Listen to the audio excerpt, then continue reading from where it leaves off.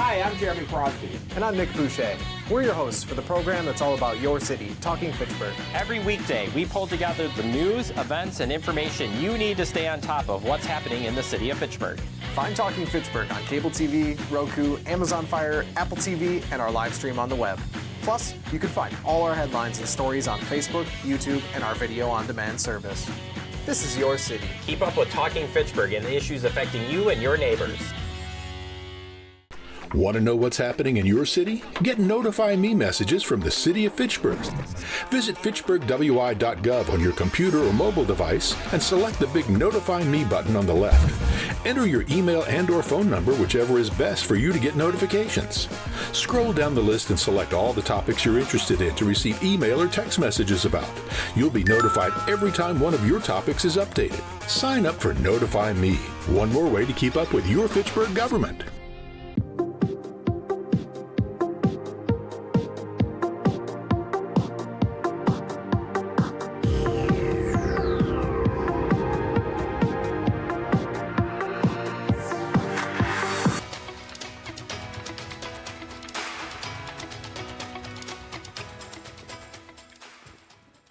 Okay, good evening everyone to the Fitchburg Common Council meeting for the June 24, 2025 meeting. The first thing is to call to the order to the meeting at 6:35. Please stand up for the Pledge of Allegiance.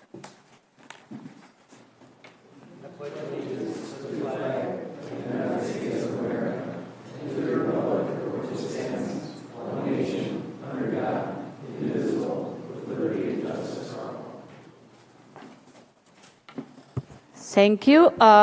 Please, next is roll call. Thank you, Mayor. Mayor Radafrada. Here. Alder Dancer Jr. is absent with excuse. Alder Gerhardt. Here. Alder Herbst. Here. Alder Jetzer. Here. Alder Lattice. Here. Alder Maldonado. Here. Alder Ragsted. Here. Alder Vafadari. Here. You do have a quorum, Mayor. Thank you. Okay. So next we move to item 4 is public appearances for non-agenda items. We have an introduction of our new appointed fire chief, Scott Sarver. He's gonna do an introduction to the council and to the community. So welcome, Scott. Good evening, everybody. Like the mayor said, my name is Scott Sarver, Fitchburg Fire Chief. I've been here for a whopping 2 weeks.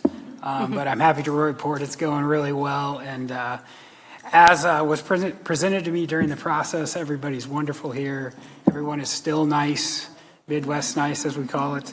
And I appreciate everybody in this room for welcoming me and assisting me and integrating into the Fitchburg team.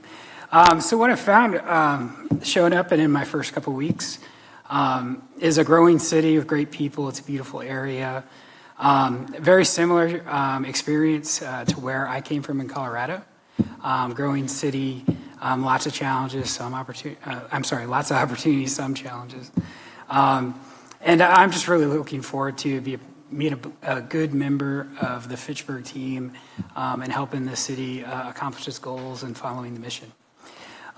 So for the fire department, I'm trying to follow my integration plan that I developed. I've been updating it each day as well as some things that I didn't see coming. But I'm really trying to develop those relationships with our partner agencies, my internal staff that I have, get to know the area, use my GPS less is what I'm really trying to say, and work with those partner agencies too to really enhance the services that we provide the community. So one of the big things I'm doing right now is working with my staff and some other city internal partners is determine what the gaps for services in my area are so that I can work on goals to be able to fill those gaps. Definitely looking for opportunities to increase efficiency in the department as well. I thank Chief Grossen for helping me out with a lot of past history of why things are done the way they are and what's going on. And to tell you the truth, everything's going really well. The staff is motivated. They're providing good service. The facilities and equipment are in good shape. So all the basics are covered, which is really good for me as a fire chief. On the longer term goal, I'm thinking I'm just really trying to focus on helping the Common Council, the city staff, the department, and some surrounding agencies on making sure we have a good, safe, secure community with the best response we can do with the resources that we have. I think there's a lot of opportunity with regionalization and working with our partner agencies to really provide really good service for the city of Fitchburg and our neighbors as well. So that's what I'm looking forward to do, and couldn't be happier to be here. Thank you, Chief. Any question, comment for the Chief? Okay, welcome to Fitchburg. Thank you. We're happy to have you. Okay, next I am going to open the public hearing on the mayor's proposed 2026-2035 capital improvement plan, the CIP. So I open the public hearing, and we have a couple of people that they want to speak. So I'm going to be calling you to the microphone, and you have 3 minutes for comment, okay? So first, I'm going to call Patrick Cheney. He wishes to speak in, I don't know. You didn't mention anything, so.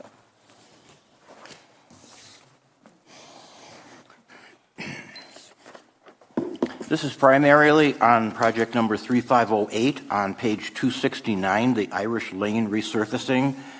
But note for the record, this also includes number 4802 on page 289, the water main extension on Irish Lane, and project 4733, sanitary sewer extension on Irish as an unconnected sewer main for future use.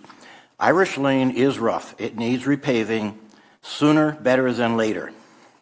But water and sewer mains are for future development, including the Greenfield Master Plan. Now, the Planning Department and the administration have stated that the Greenfield Master Plan development is decades away. So, prove you mean that. Back up your claims by delaying the water and sewer mains. They are not needed for decades and will be better if installed with future needs. Bike lanes need grants, donations, and property acquisition, and that can all wait. No property acquisition will eliminate that for 2028, and paving could actually move up from 2029 to 2028. Just pave Irish now in the simplest, most efficient, and least expensive way. So maybe by milling the surface, or maybe even not milling it, and pave it to last 10, 15, maybe 20 years. And you could also stretch the width by adding a foot or two on each side, but none other of the major work that's been specified.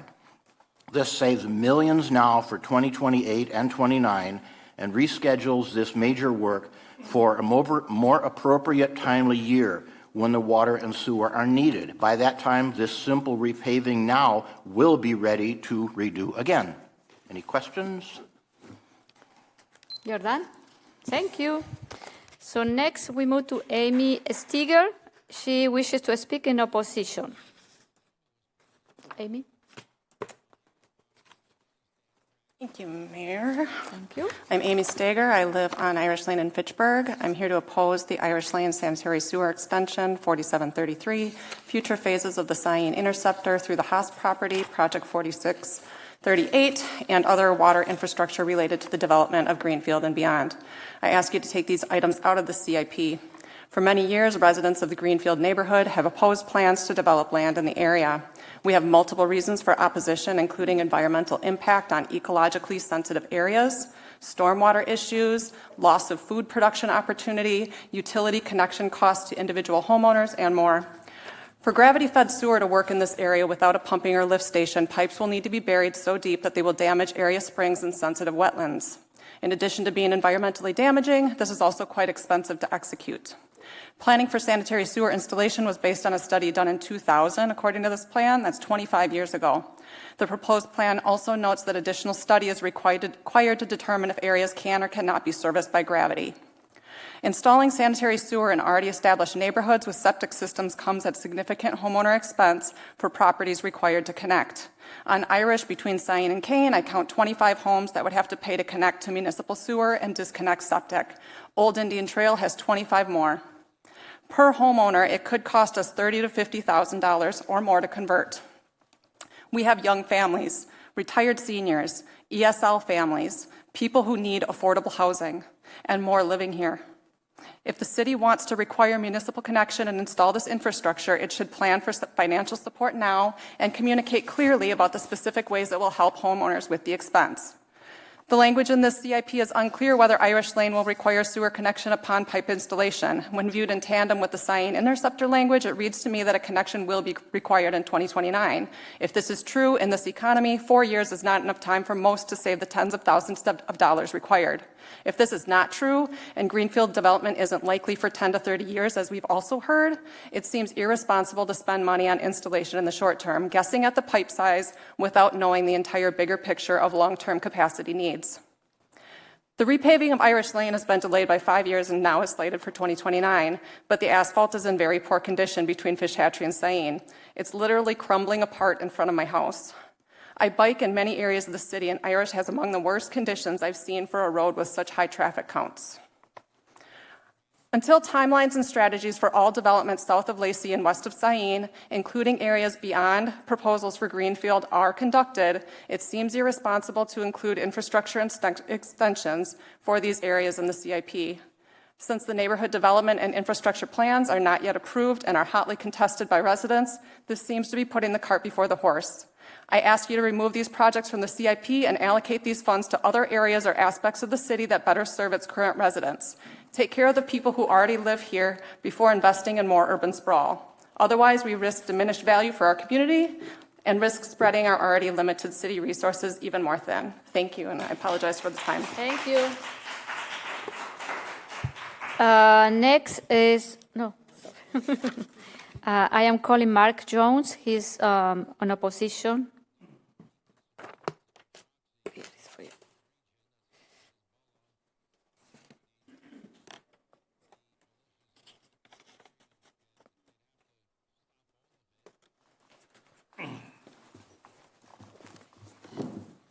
Mark Jones, 2266 South Cyan Road, City of Fitchburg. I'm here to echo what the last two speakers have said. If we don't see any development for a number of years, and I don't see any need to place this sewer line or water at this time, place a sewer line and cap it off and not use it seems silly to me.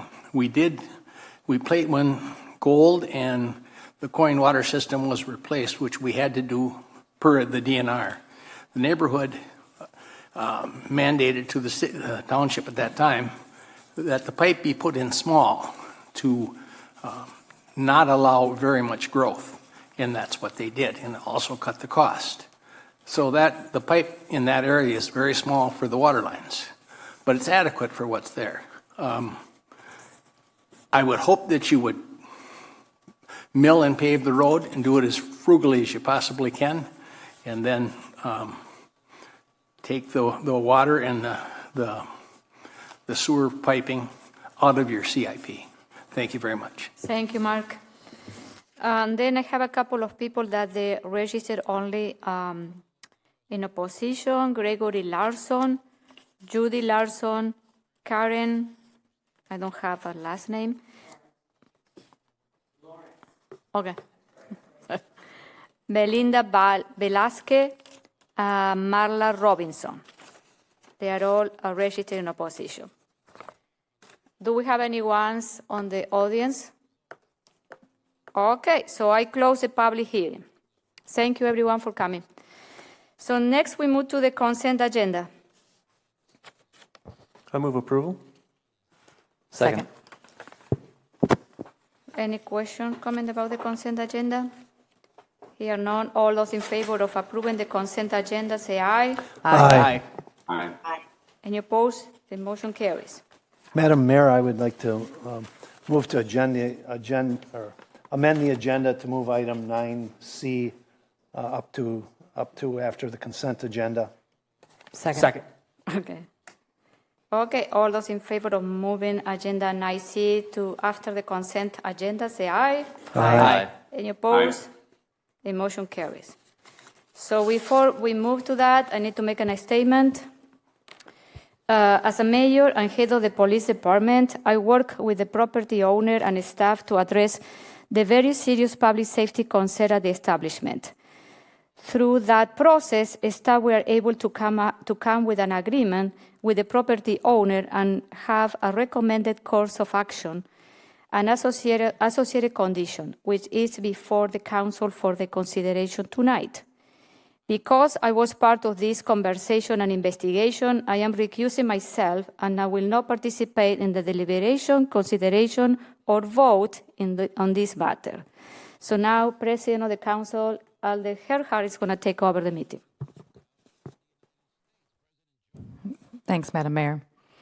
We are going to take this item, item 9C1A, which is the liquor license for Monkey Shines. In the following order, we're going to start with public comment. Then we'll hear from the applicant. And then we will have city staff give a report. And then we'll have a discussion and Corey from Monkey Shines is able to stay up at the mic for conversation. And if any, since we did move this item up, if any members of the public come in the meantime, I will allow public comment later in the discussion if that does become necessary, just since it wasn't originally going to be at this part of the agenda. Anything else to add? Great, so we're going to start with public comment then. First up is going to be Anthony Gray.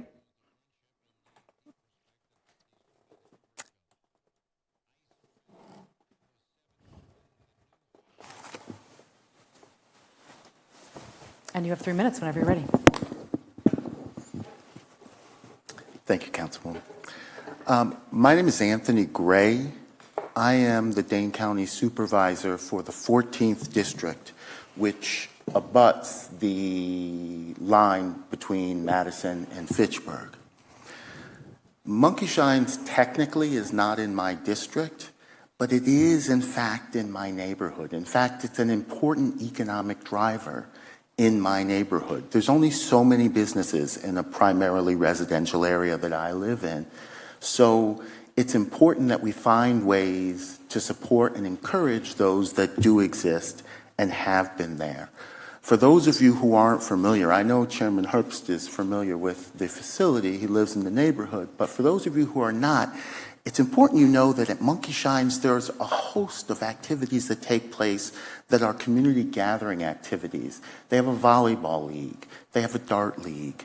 They have a pool league, all of which the folks from my district work. Of their employees, of the dozen or so employees that work at Monkey Shines, approximately 80% of them live in my district. And we are terribly concerned about the well-being of that business. I know that the owner is concerned as well. The mayor referenced some of the back and forth in negotiations that's been going on in good faith with the business owner. And to wit, they've added video surveillance on the inside and the outside of the facility. They've added an ID scanning and check machine, and everyone who comes in has to provide it. They've added new lighting, both internal and external, in the parking lot, so that there are no dark corners in the parking lot, so we can try and discourage undesirable folks doing things that are antisocial. There was, as you all are well aware, a tragedy there not that long ago. And so the only thing that I ask for is that you approach the question as one of a public-private partnership. You approach the question as an issue to be worked collaboratively on solutions, as opposed to the pointing of fingers. Had this happened at Taco Bell, and it could have, they could have chosen to meet at Taco Bell as opposed to Shines.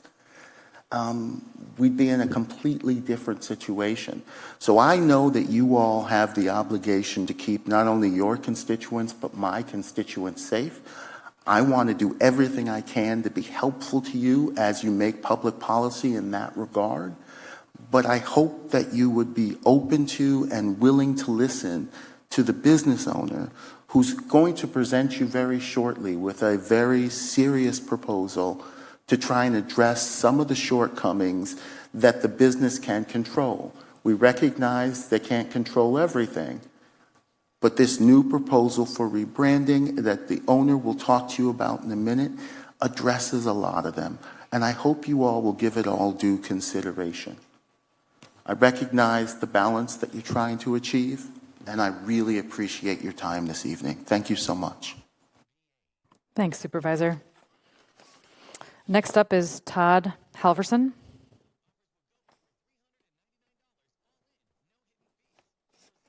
You have 3 minutes. My name's Todd Halverson. I live in Belleville, Wisconsin. I've been going to Monkey Shine's bar for 35 plus years. It's been a home away from home for me for a long time. I had celebration of life with my little brother there. I've just done a lot there. I shoot pool. I'm a billiard player. I've been playing pool out of there for years. And because of this incident, I heard they might not continue to be open. And it hurt my heart because this is an incident I don't think had anything to do with Monkey Shines, other than, yes, it was in their parking lot. But it was an unstoppable incident by the people at Monkey Shines. There was nothing they could have done to stop it. It could have happened at Quick Trip. If they weren't open, it would have happened at Quick Trip. So the act of other people is going to ruin other lives because there's a lot of employees and business owners that are going to lose their stuff if they don't continue to be open. So anyway, it just hurts my heart that we were thinking about not letting them continue working because of something they couldn't stop. That's all I want to say. Thank you. Thank you, Todd. Next up is Corey McMahon. Oh, yes. Would you like to give a statement now, or do you want to wait until? Has everyone else spoken? I think that's the only. Is anyone else here? Come on up to the mic. Is anyone else here to give public comment about this item? I don't see anybody. So you're welcome to speak, and you are not limited to 3 minutes. So please go ahead whenever you're ready. All right. Well, thanks, everybody. Yeah, obviously, they brought up some points.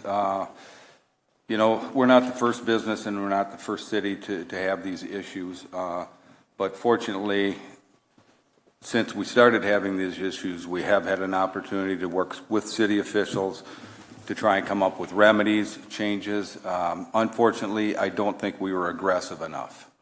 I think at some point in time, there's been societal changes that are somewhat out of our control, and a part of our older business model, like a lot of bars that have since gone by the wayside, was to stay open later.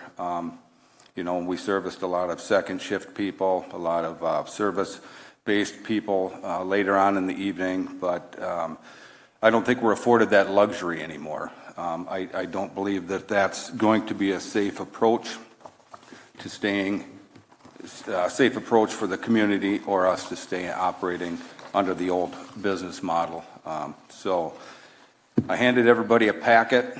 I'll go through all the rebranding and proposed ideas here, but the pictures in here will help you go through that. The first picture, and all these pictures are just for anybody that's not familiar necessarily with the insides of this. So the first picture is just the outside, including the volleyball court and showing the structure. That was part of the remodel done in '94 when they brought Nesbitt Road through. You know, Nesbitt Road never used to come through that area. So the second picture is when you enter from the entrance hallway. That's kind of the main dining bar area right now. You can see barely, there's a couple dartboards straight ahead of you and a pool table, along with just a plethora of alcohol-related signage, which is typical for a bar. The next picture, it would be looking to your right as you walk into the bar dining area. That includes the bar itself, and then there's two windows. The one on the left goes to the current smoking room, and the one on the right goes to the current game room. The next photo is the smoking room, and the following picture is the game room that is there currently. And finally, is a picture of our kitchen. I know we have a really nice kitchen, and don't ask me why, but I felt like I needed to put that in there. Probably because of the proposed changes, you would have to have a kitchen of substantial size to move and rebrand and move forward with these different changes. So I'm going to walk down through these. The first is a name change and all associated signage and marketing that goes with it. The Monkey Shines goes to sleep forever. Eliminate the smoking room. That's kind of been a thorn in the city's side, so to speak, for a while. I don't think it brings any value to the business, and it would just be detrimental to the rebranding. In all of this, we plan to close July 1st. This says 2 to 4 weeks. I have a feeling that completing this in 4 weeks will be quite the feat for all the changings. We'd be removing that. There's a dividing wall that goes between the smoking room and the game room right now. We would be removing that. We've moved the pool tables and dart boards all into one gaming space. That would allow us to add somewhere, 24 to 28 new seats and lower tables in the current dining area. We have had some complaints, especially during our busier breakfast hours with older clientele that don't like all the high seating in there. I think that will also help with the appearance when we put a lot of lower tables in for a nicer dining experience. Number 8 on the list would be, number 7, I'm sorry to skip over that. That's removing the majority of the liquor-related decor and replace that with some theme-based decor. You see some of these sports bars and grills that may be baseball or football or a NASCAR. Would have to have some sort of a theme base to give us some decor to go off of and some continuity to what's in there, unlike just random alcohol tins and signs now. Implement a more professional dress code for the staff. And number 9 is the big one here. Limit our hours of operation to close at 11 p.m. Just about everybody that I've talked to, whether they be bar owners or bar managers that have gone through the same type of issues coming to their bar, it almost all happens after midnight, around midnight and after. And this is truly a way to help keep the community safe, not attract even tempting people to come that direction, knowing that we'll be closed. We'll be closed earlier than Buffalo Wild Wings. We'll be closed earlier than, the Hound. So there's just no temptation to come there. We will, however, we want to have for a period of time, have one security agent present from 9 to 11 p.m. or whenever the last patron leaves the property. The 9 o'clock mark, that kind of allows us to get through our dinner hour and allows us to not have a security presence to detour any new customers from coming in. I do believe this is a one-shot deal. We rebrand, we do it right with the menu changes and upgrades, although we have a really good menu now, especially on the breakfast end.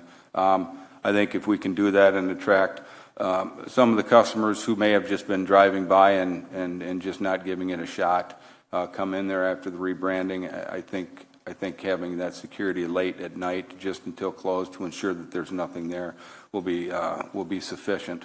We will provide a proof of the state licensed security company and contract when the time comes here prior to the reopening, or I think Chad had sent me a document this morning that states that needs to be into you by July 15th. So whatever the parameters of that are, we will meet that. Also, the next one is a look at reviewing the security in 3 to 6 months. That same email that I committed to says we would commit right now until I think you put January 2nd on there. So that's in a different document, like I said, that Chad had drawn up, I'm sure with the help of other city officials, and I verbally, or I guess I agreed to that via email this morning. The security agent will also have a TV at their station to monitor. We have 4 exterior parking lot lights.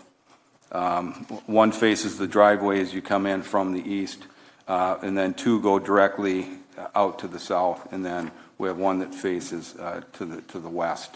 and it covers the entire parking lot, and then along with all the other interior ones.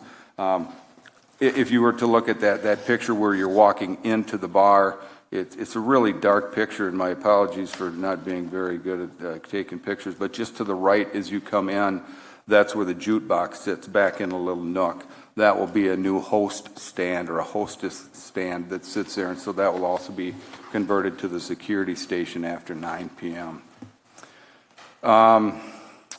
Removing of the jukebox, that will allow us to control the atmosphere. It will allow us to control the type of music that's being played and the volume, most importantly, the volume. There again, updating the interior decor to something a little more family-friendly or diningly-friendly environment with the removal of all the alcohol-based items that are in there now. So we intend to, these are just kind of generic, but an atmosphere like establishment, it's like a headquarters, or a headquarters is in Draft House, 5th Quarter on Verona. Headquarters is out in Oregon. There's one called Deeks out in Stoughton.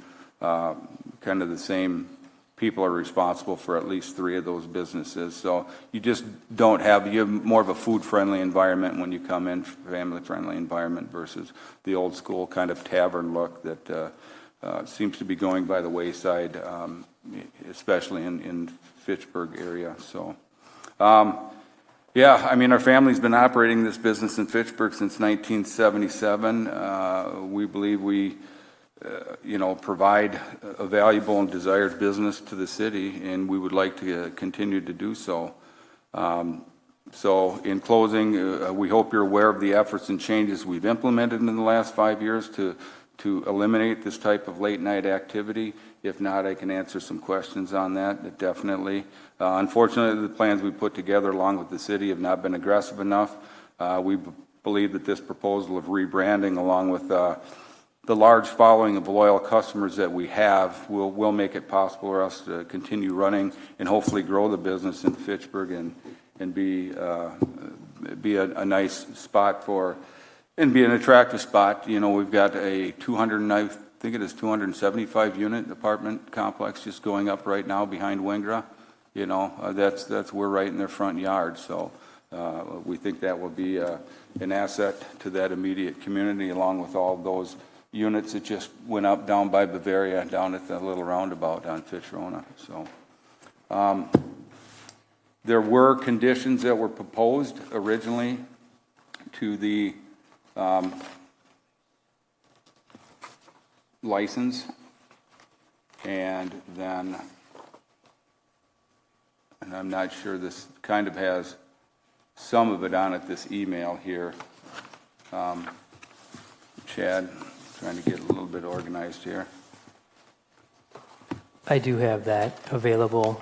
We can get to that in a little bit, Corey, if there's other things you had to share at all. Yeah, so if I don't have a whole lot more to share, but all of these considerations are incorporating the conditions, some of the conditions that were on the liquor license before, and then some additional ones, which would be like the closing at 11, and then the security at a different time that was on that before. So, like, here's the proposed one from yesterday or today. Licensed premises shall have a licensed bartender on duty at all times.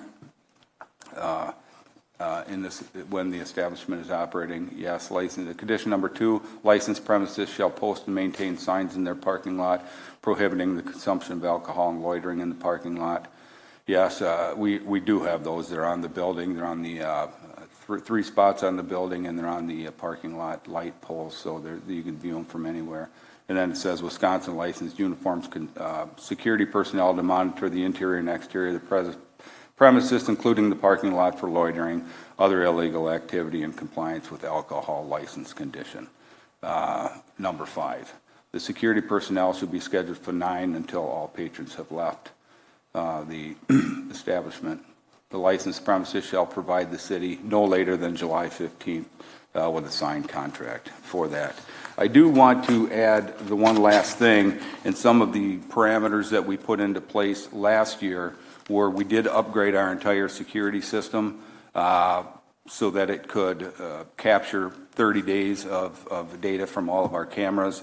We also added, I pulled out some of the older ones. I added 8 new digital cameras in key spots, the parking lot being one of those spots that got 4 of the 8 new cameras, and along with the digital ID scanner. So unfortunately, we had that horrific incident in the parking lot on the early May, but with the help of the cameras, the help of the lighting, it was pretty clear who the individual was.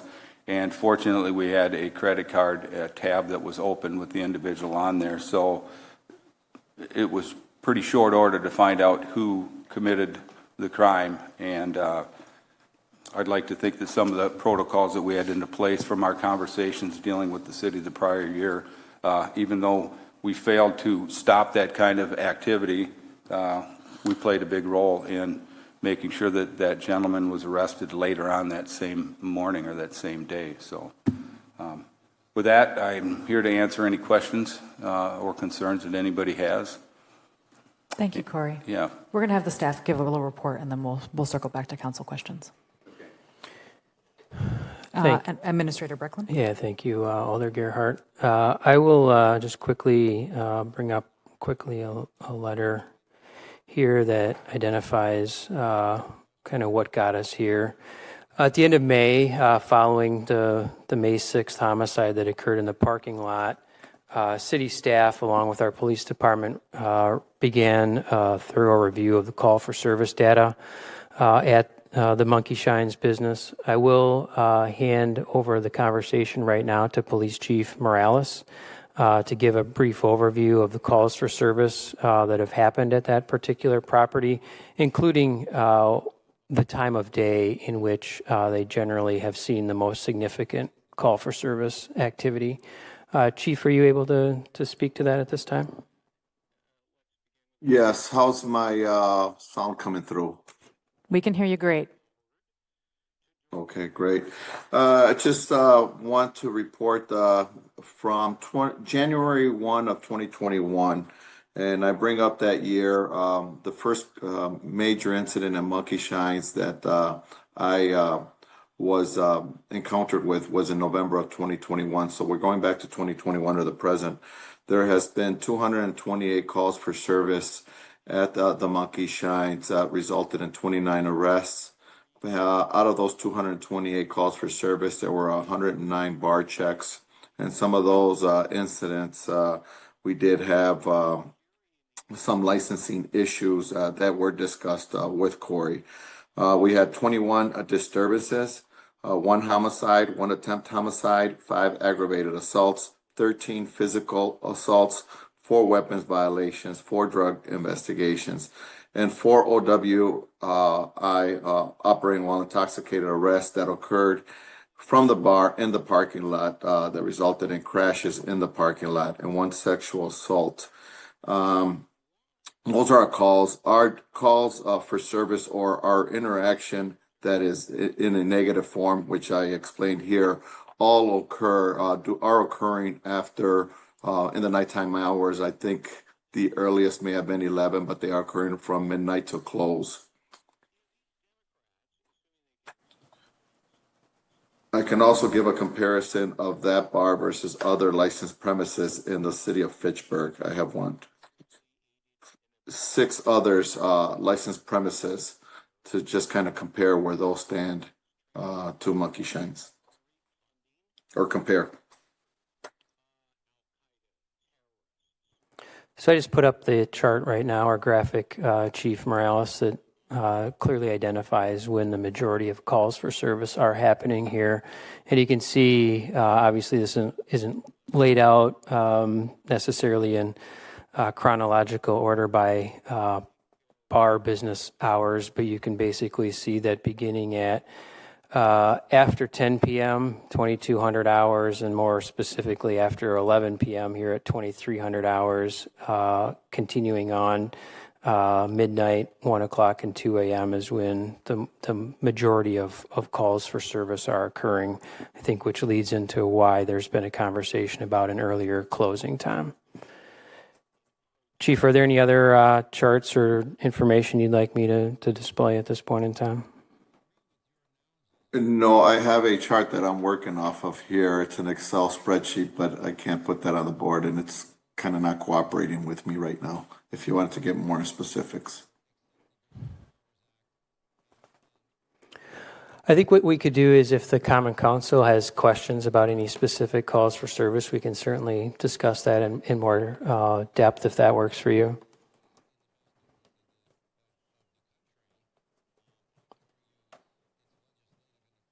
Chief? Yes, sir. That work for you? Yes. All right, perfect. Alder Maldonado, I see you have your hand raised, and as I see your hand raised as well, Alder Vafadari. Do you have calls or questions specifically for Chief Morales right now? You want to take those? No, my questions, well, it's more about process, so I'll save that question. But with regards to calls within Fitchburg, my understanding is that Monkey Shines is much higher than other establishments.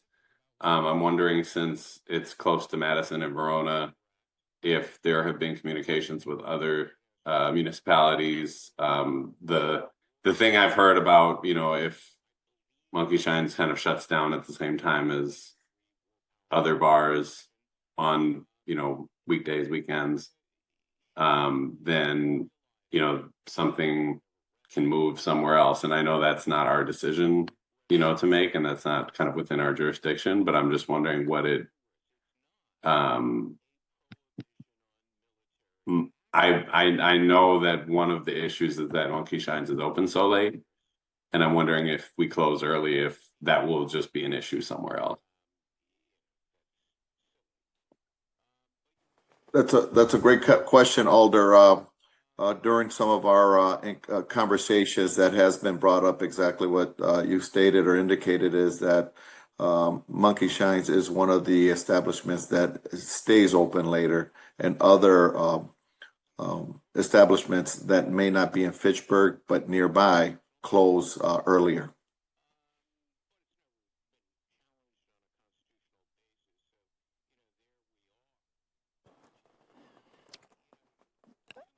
Nicole. I'll Joe. save my other question for later. Okay, thanks, Joe. Nicole? Yeah, I have two questions. One, I would love to understand what the comparisons are to other bars in Fitchburg. Chief, do you have that data where we can compare like calls for service and bar checks and things like that? Yes. The next one that comes close for the same period of time would be the Great Dane with 88 calls for service from January 1st to May 13th when we pulled this data. 4 of those were bar checks. 10 incidents resulted in arrests. Some of the calls for service that we had there were 8 disturbances, 1 drug investigation, 1 motor vehicle theft, and 1 damage to property. That's 88 calls for the Great Dane. The Atomic Koi comes in third with 69 calls for service.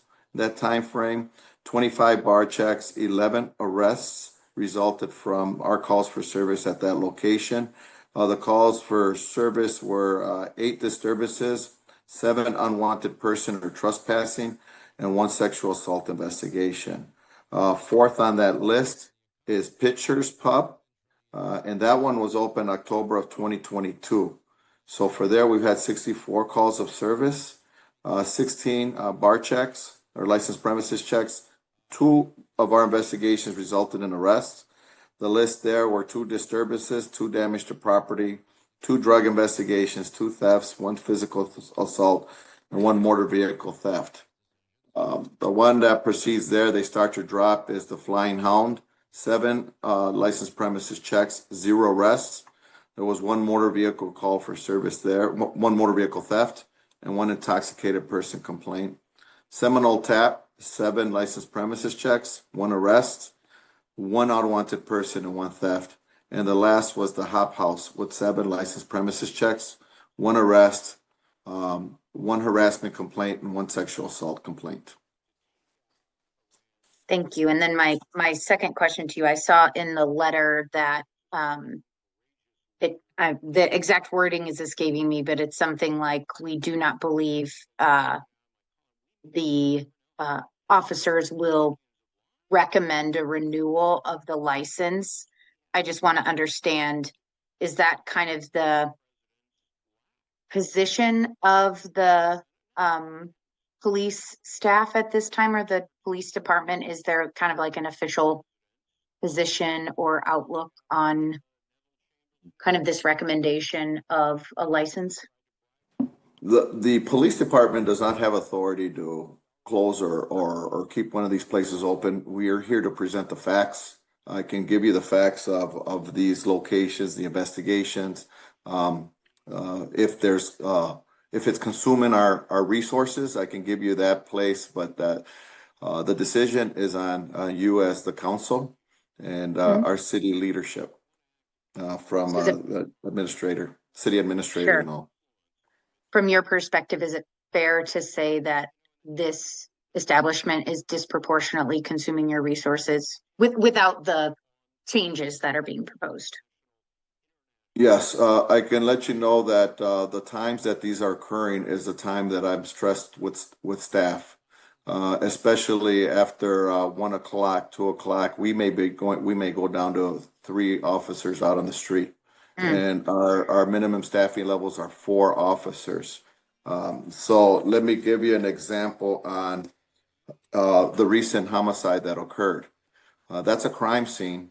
So you have a crime scene that extends from inside the establishment to the parking lot. The number of officers that it takes to secure that scene, you need a scene supervisor. There's other scenes that we also have to secure, and we often forget the hospital scene. There's family and friends and witnesses and all that go to the hospital. There's officers that need to secure that area with the witnesses, separate the witnesses, interview them. There's detectives that have to be called in from home, officers that have to be called in from home to take on the calls for service that are coming in. We have to process the crime scene, interview the people, and locate and arrest any suspect that may be out there to secure the safety of the community. That said, in just that incident alone, that would require anywhere from a minimum of 12 sworn members to include officers, investigators, and supervisors to maintain the integrity of that piece for a prosecutable case in court. We don't have those, as I told you. So what that does is we have to call in the incoming shift early. We call people in from home, which means when we call in the incoming shift, the shift that like this happened on third shift, we'd have to call in the first shift, and then during the first shift we have to call in the second shift, and then call in the third shift again. So to get back to normalcy on our response can be backed up 48 to 72 hours before we get back to normal with everybody that was called in, when you have a sworn staff of 54 for an assignment like this, and that being very serious offense. So what I can tell you is these type of incidents that occur consume a police department like the city of Fitchburg and what we have disproportionately. Thank you. Any other questions, comments from the council in chambers? Bill? Yeah, another question for Chief Morales. So these 228 calls for service, do you have an idea as to how many distinct individuals were represented there? I'm wondering if there's a lot of repeat offenders and like if you take away 5 or 6 bad actors, that number drops drastically, or is this just a generic hotbed of activity? That's a good question. I don't have the information from you, but if you did a link analysis with, I would say the shooting that occurred in November of 21, with there was a cutting last year, and even this homicide, there'll be a correlation amongst the people. Are they the same exact person that committed each crime? No, but there will be relationships.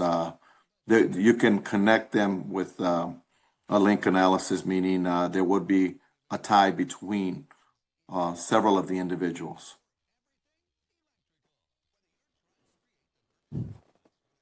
Other comments from the council? Joe, please. What would that tie be? Or is that confidential? The tie-in, like for example, one of the shooting in November of 21, two of the individuals shot, so they were shooting at each other. So you're going to list on paper one suspect and one victim, but they were both shooting at each other. I think there was a third shooter.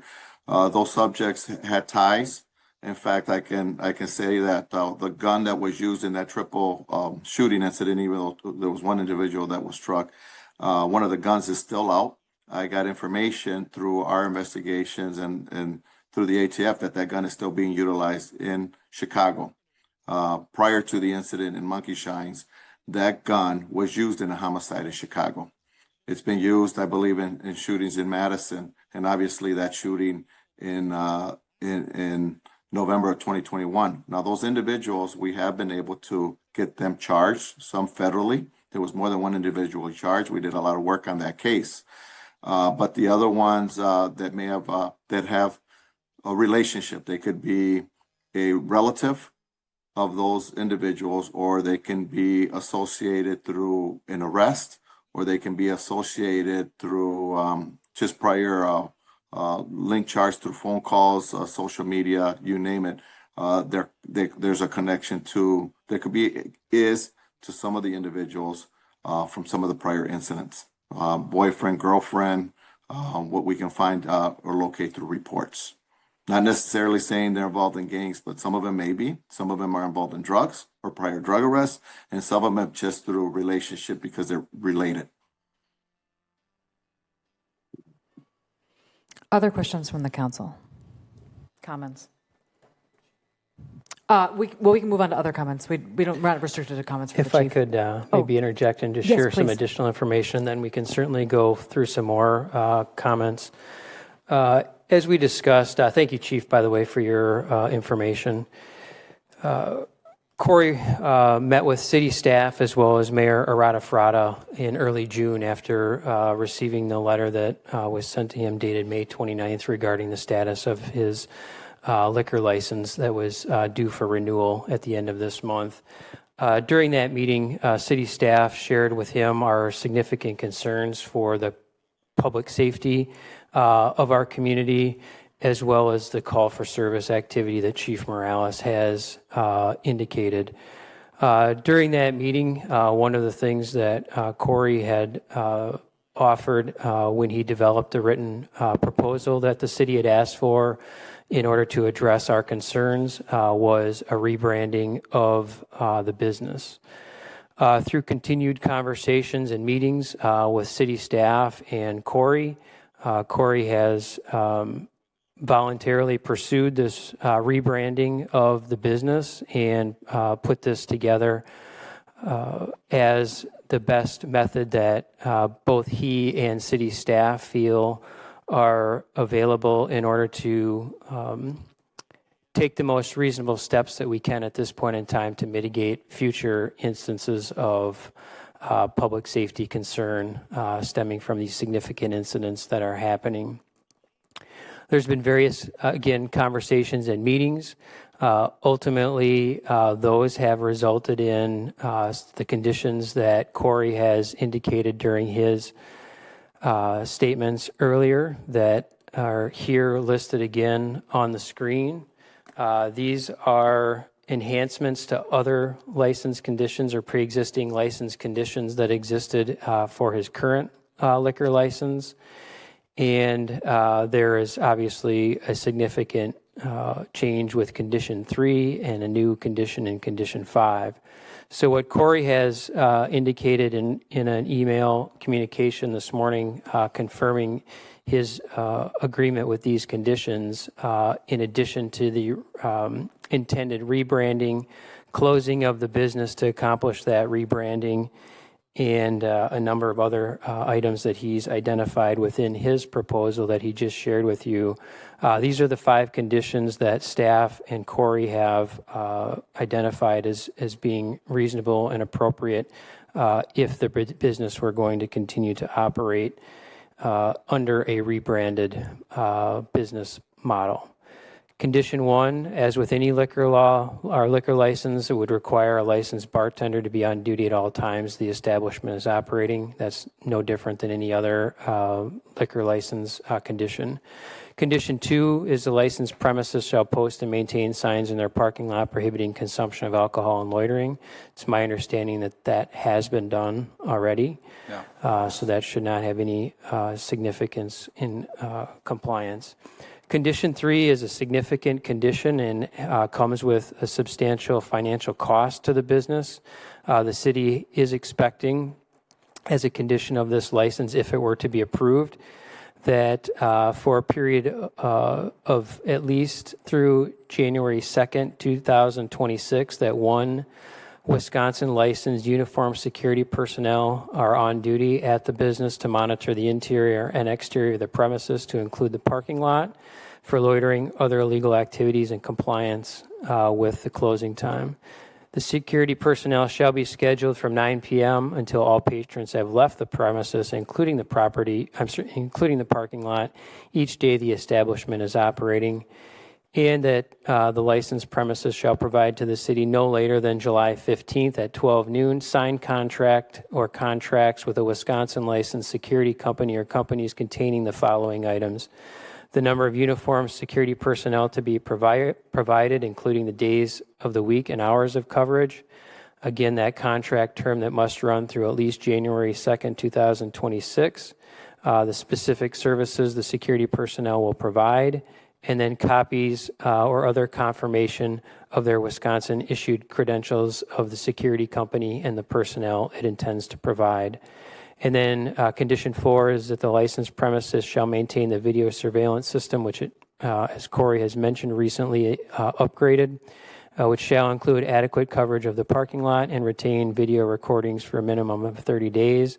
And then the new and one of the other significant conditions that would be in this liquor license, if approved, is that the licensed premises shall close no later than 11 p.m. each day the establishment is operating. All of this information and conversation has been shared with both Chief Morales and our city attorney. Our mayor has also been informed of the conversations and meetings that have taken place in which the ones she was unable to participate in due to schedule. Staff has reviewed them. Again, I will say that we believe that these are reasonable recommendations that can be undertaken in addition to the business model change that would give us, I guess, optimism that the violent activities that we have seen there in the past will no longer continue. I would say that ultimately, if the Common Council does approve this alcohol license, that I think that city staff would consider this to be a bit of a last chance agreement, so to speak, and that if there are any sort of significant issues that arise in a renewed alcohol license period, that staff would report those to the mayor, and that I'm going to suspect it would be likely that the mayor would then direct staff to move forward with a consideration for revocation of that alcohol license. With that being said, that's all I have from a summary and background perspective, and I think Alder Gerhardt, if there are any other questions or comments for city staff or for Corey, this would be appropriate time for that. Thank you, Chad. Who would like to start? Bill? Yeah, so for the Wisconsin licensed security detail, what sort of reporting will the city get, and what sort of assurances do we have that they are acting in the city's best interest rather than, in the interest of the establishment? Sure. One of the expectations in order to best inform the city is to require Wisconsin credentialed security personnel. One of the things that could be done in a situation is, and I'm not utilizing monkey shines as an example for this, but just in general, business could hire its own security, whomever that may be, who may not have any sorts of licensed credentials. In those situations, it certainly could be likely that those security personnel could be working to the benefit of the establishment versus the benefit of the city, so to speak. In this particular case, I think we're taking reasonable steps by requiring the credentialing by the state, that those security personnel have taken the appropriate training and completed it in order to earn that certification, as well as the company is licensed by the state. We would expect that he comes with a reputable company to do that. Whenever the contract is presented, that contract would have contact information, and we would be able to reach out to that security company to receive updates and to remind them of any responsibilities that they may have from a city perspective. Logan. Yeah, question for Chad. So you kind of mentioned that there'd likely be this expectation that this would be kind of a last chance if it were to be renewed. What would a potential revocation look like if there were an incident? Let's say all the changes go through, and then August 1st there's an incident. Are we then having to sit and wait for 10 more months until we're back here for the next renewal, or could something be done more immediately? Sure. An alcohol license can be revoked at any time during the period in which it's issued. So if in your example there was an incident during the month of August, the revocation process could be started. There is some statutory requirements that need to be followed in regards to that, specifically summons and complaint and a hearing and those sorts of things, so that process could be initiated, however, at any time throughout a license period. Micah? Hey, Corey. Could you just give me a quick rundown of, you said you did some changes in the past 5 years. Could you just give me a quick rundown of what has already been done on your end? Yeah, the major changes were the upgrading of the security system itself for its capacity, holding 30 days worth of data on all the cameras. Secondly was to upgrade, I think we put in 8 new digital cameras so that the parking lot had a lot more clarity, especially at night. And then the upgraded parking lot lights added more clarity. One of the precautions, and it wasn't a part of any of the conditions or any of the conversations we had, but it helped immensely. Prior to the shooting, we had a lot of gathering in the parking lot. 30 people, you couldn't really control who was coming in, and we were running a karaoke on Wednesday nights, and Sean was really good at his job, unfortunately, and it just drew in crowds that were too large. So when we stopped that helped a lot of the volume of people that were coming in, and I think that did negate a lot of activity. It certainly didn't eliminate it. We all know that. What other protocols did we put into place? We for different periods of time, and this happens. The gentleman here on my screen that's remote, he asked a question of whether or not, if we close early, is this going to go somewhere else? That happens all the time.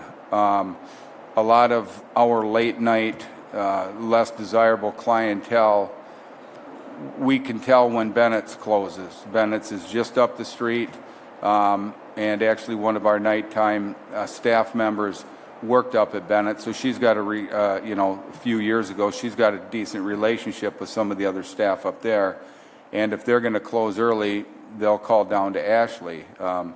So we have closed early. We don't stay up until 2 all the time. Just if the crowd seems fine, you're going to stay open. Unfortunately, that last incident, we were running security. That's another thing. We upgraded and we started running security 6 nights a week, Tuesday through Sunday. And that last incident happened on a Monday night of all nights. So those are the main precautions. But the closing early, the getting rid of the karaoke, you see immediate effects with that. But I just think if you consistently close early, it's gonna work out fantastic for everybody. Do you feel that the current security camera system that you have in place is sufficient to cover everything, or do you foresee needing to make additional improvements as part of this plan? Yeah, there's coverage in the entire bar. There's no dead spots. There's no. I mean, other than in the restrooms, you can't have video cameras in there, but there's no blocked off hallways or backroom areas or anything that you can't see through the monitors on the screen. How many employees do you have? Full and part-time, probably about 12. 12, okay.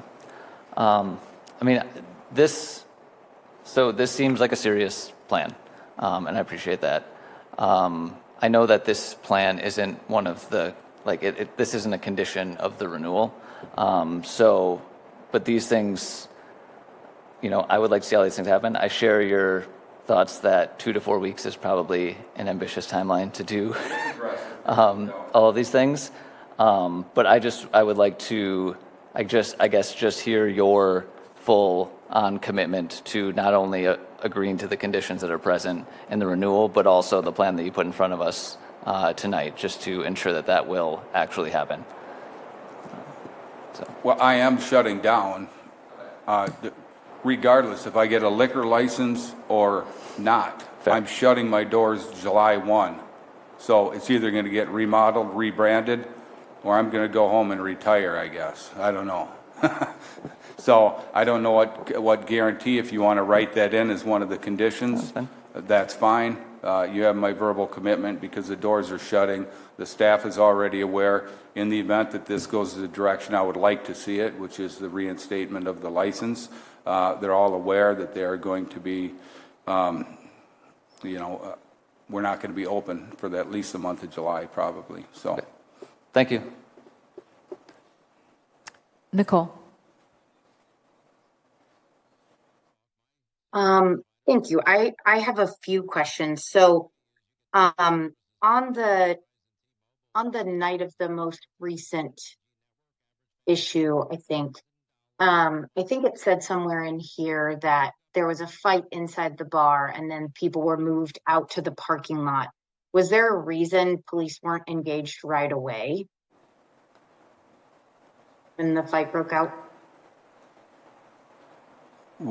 I'm not clear on that question. Was there a reason that I maybe didn't hear? You said something about engaged?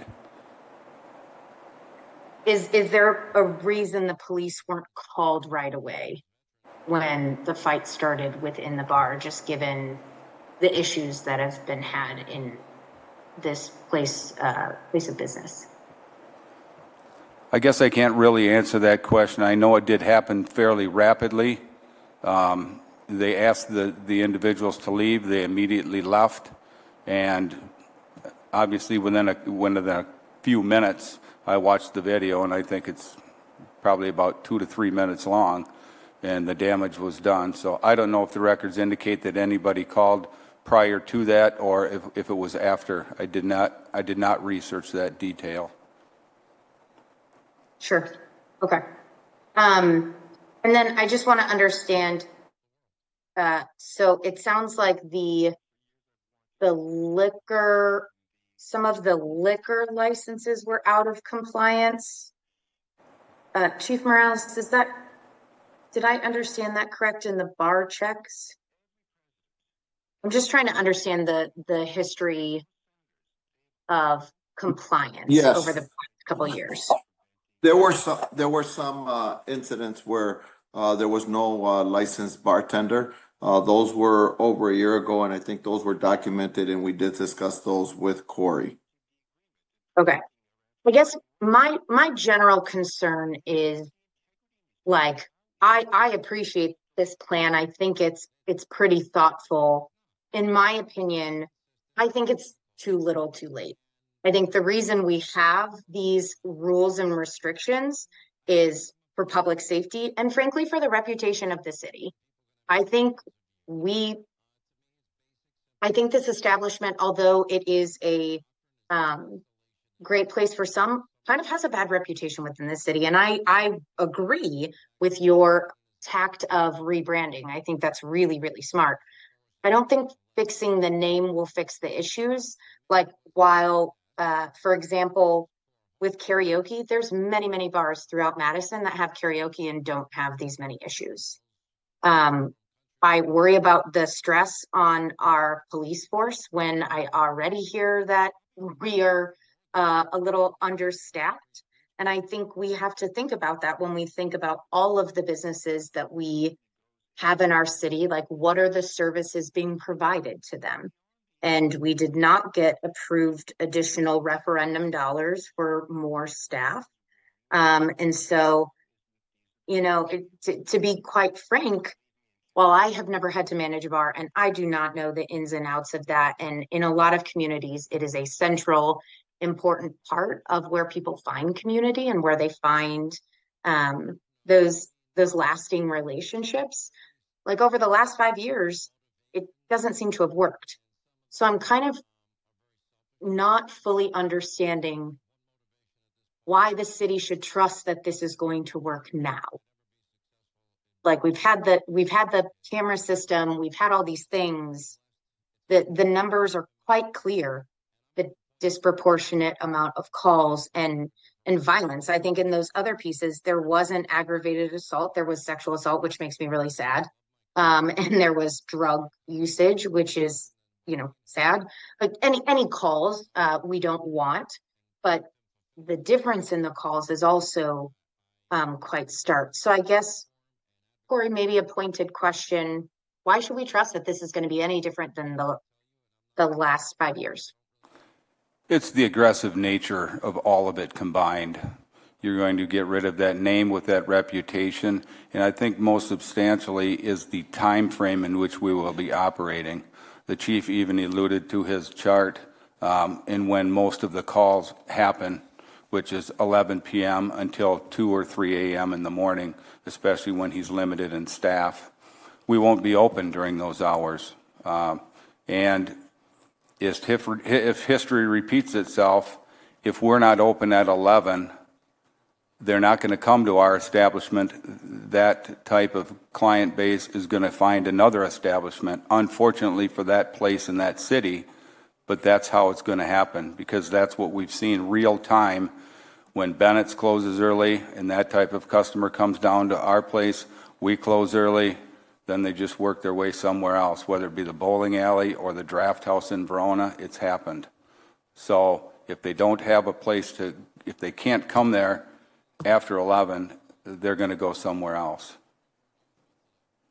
That's it. That's the biggest piece of the puzzle, but I think along with the setting, controlling the atmosphere, there's a lot of pieces to this puzzle, and I think when you put them all together, we're going to have great success with it.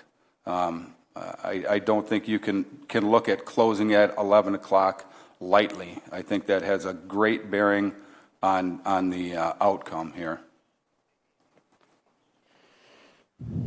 Other comments? Bill? So let's say we give this a chance and it doesn't work out. Have there been talks of a non-alcohol based business at this location? What is your fallback plan in case this doesn't work? We haven't considered that much. You know, at this point in time, property values are worth more than businesses are. So that has to be a consideration. I'm not sure if at my age I would be willing to start a brand new with a different style business or type of business. That, like I said, we haven't given that consideration yet. We've been giving all of this our full efforts in trying to make this work. Logan? Yeah. Well, Corey, thanks for coming in, and for the folks who've also come in support, both here and at Public Safety and Human Services Committee right before this.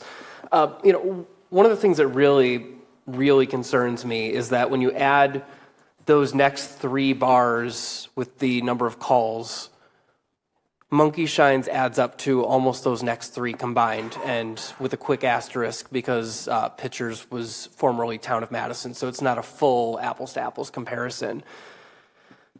But it's hard for me to kind of just to want to give another shot when we've had incident after incident after incident far and above beyond a scale of other businesses that are open similar hours.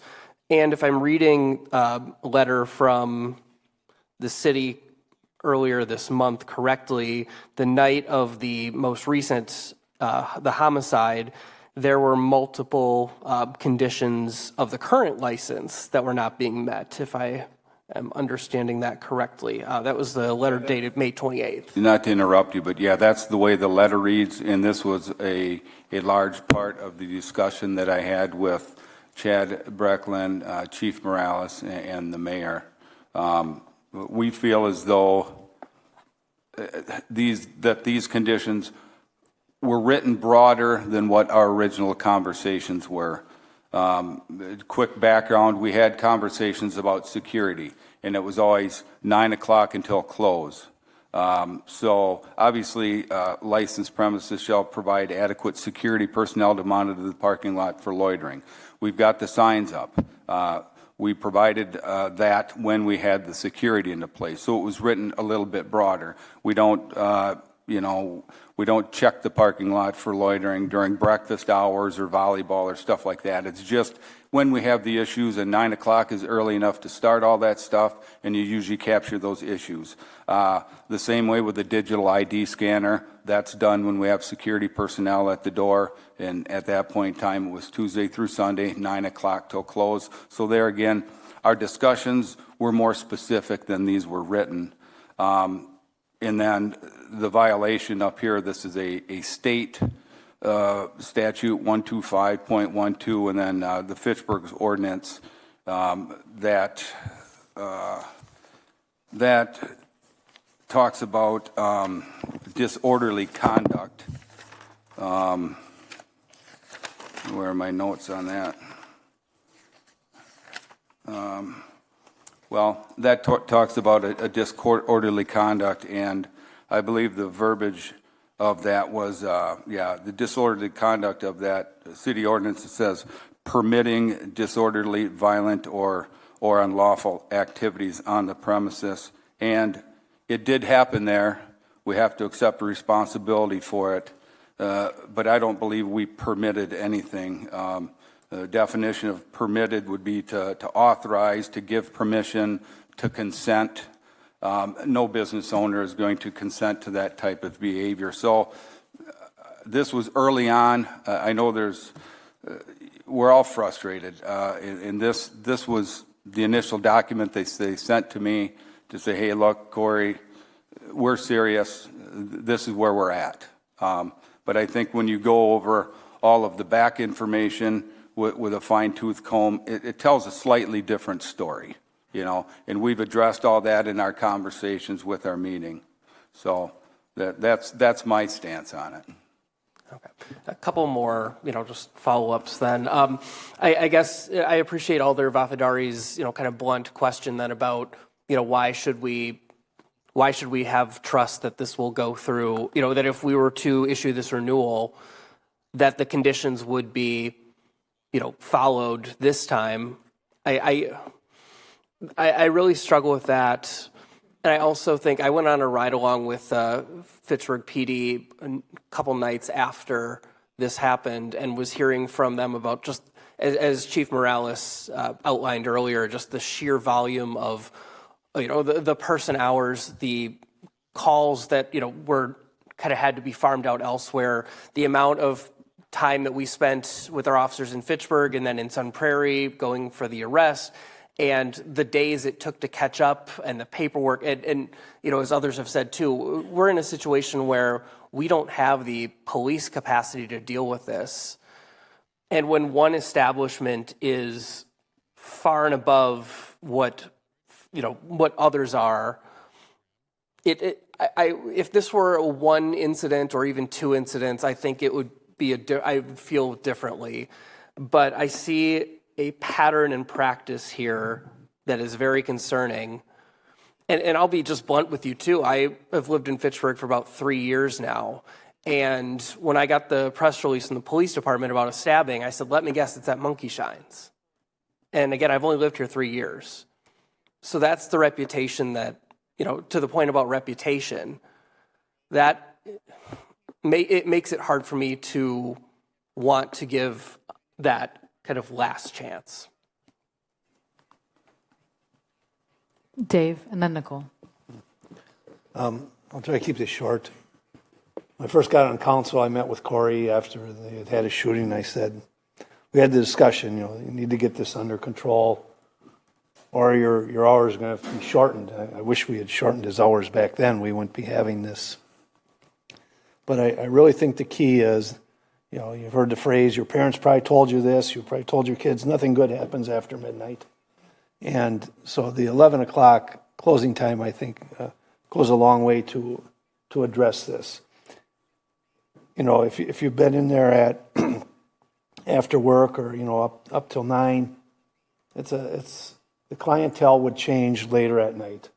And now, as Corey has alluded, that it's unlikely they're going to be coming there at the later time. So I feel the closing earlier will go a long ways to straighten the situation out. He alludes to like Fifth Quarter and some of these other bars in Verona that kind of be patterned after, and those are very successful. So the change, if he moves in, can move it to that direction, I feel would be positive. I live within earshot of them. I have for 37 years, and not that I'm there, like Norm from Cheers, but occasionally, after work I'll have a beer, and I enjoy going there. It's a nice establishment, but I've never been there after 9.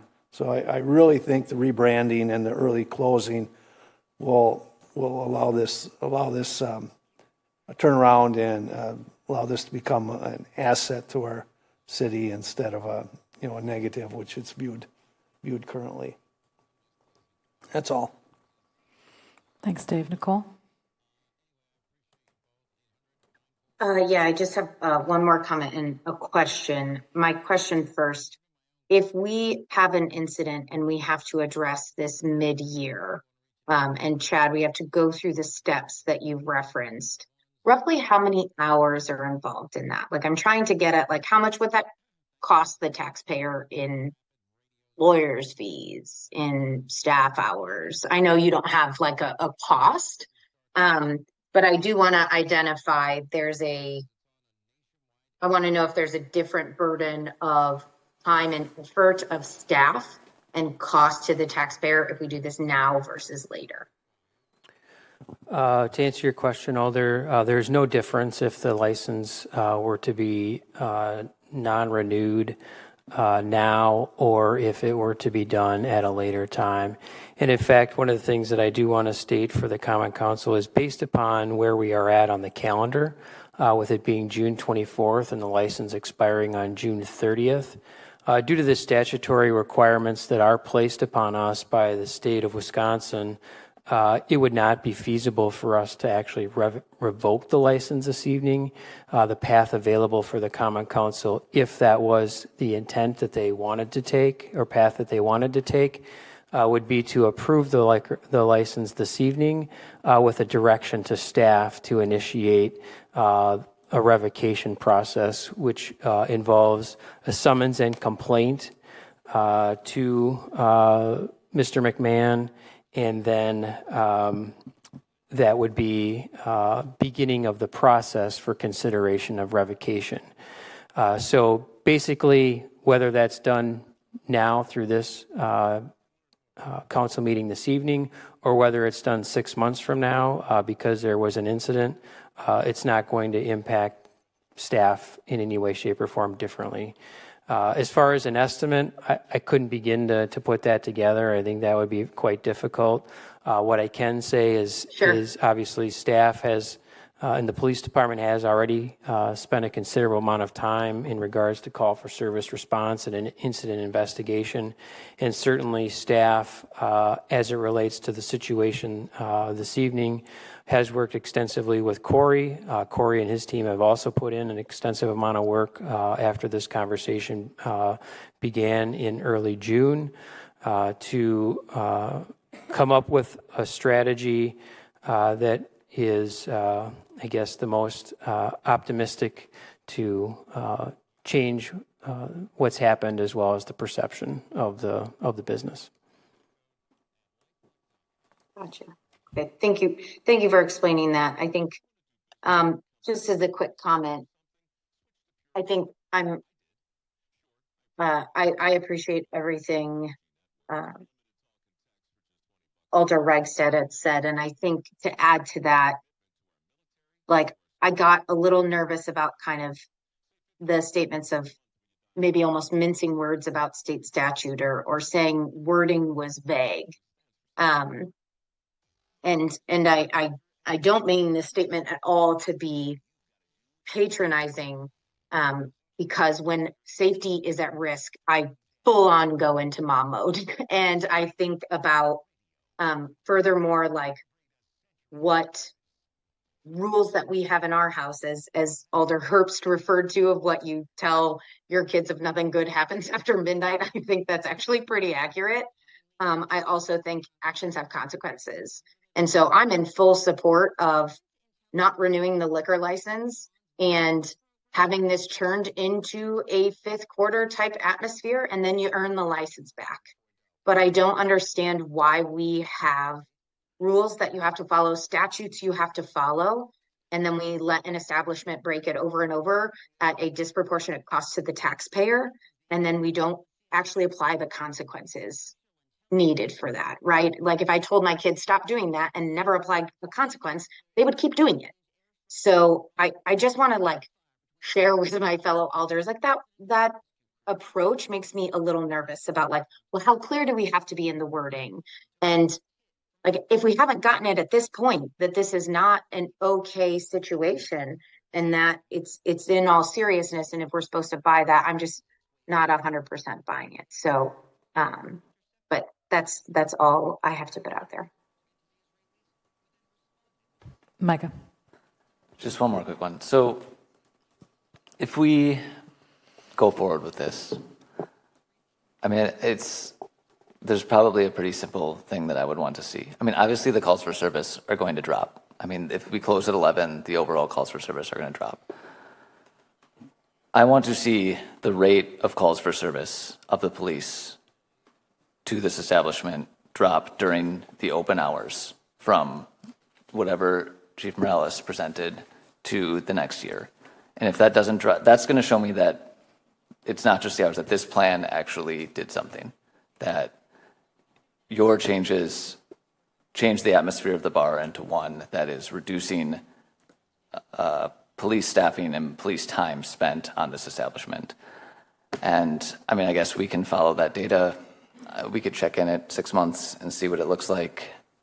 But if it doesn't change and we just, all that's telling me then is, yeah, that we closed at 11, we sent the patrons that were going to cause problems to another bar, like we said, but the actual atmosphere of the bar during the time that it's open didn't change any, and we still have the same rate of call for service when you're open. And so I guess that's the metric, I guess, that I would be following.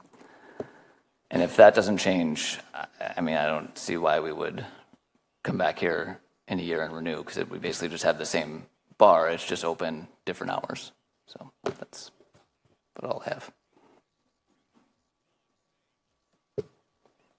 Anyone else? Yeah, I'll just make a quick statement. The violence at this location is absolutely unacceptable. And I have the same impression that Logan had. I saw a stabbing press release, and that was my first thought too. This might happen. Must be at Monkey Shine. So that is a pretty terrible auto thought that's happening. So I think we probably should have reduced the hours in a previous year. So wish that we'd done that sooner.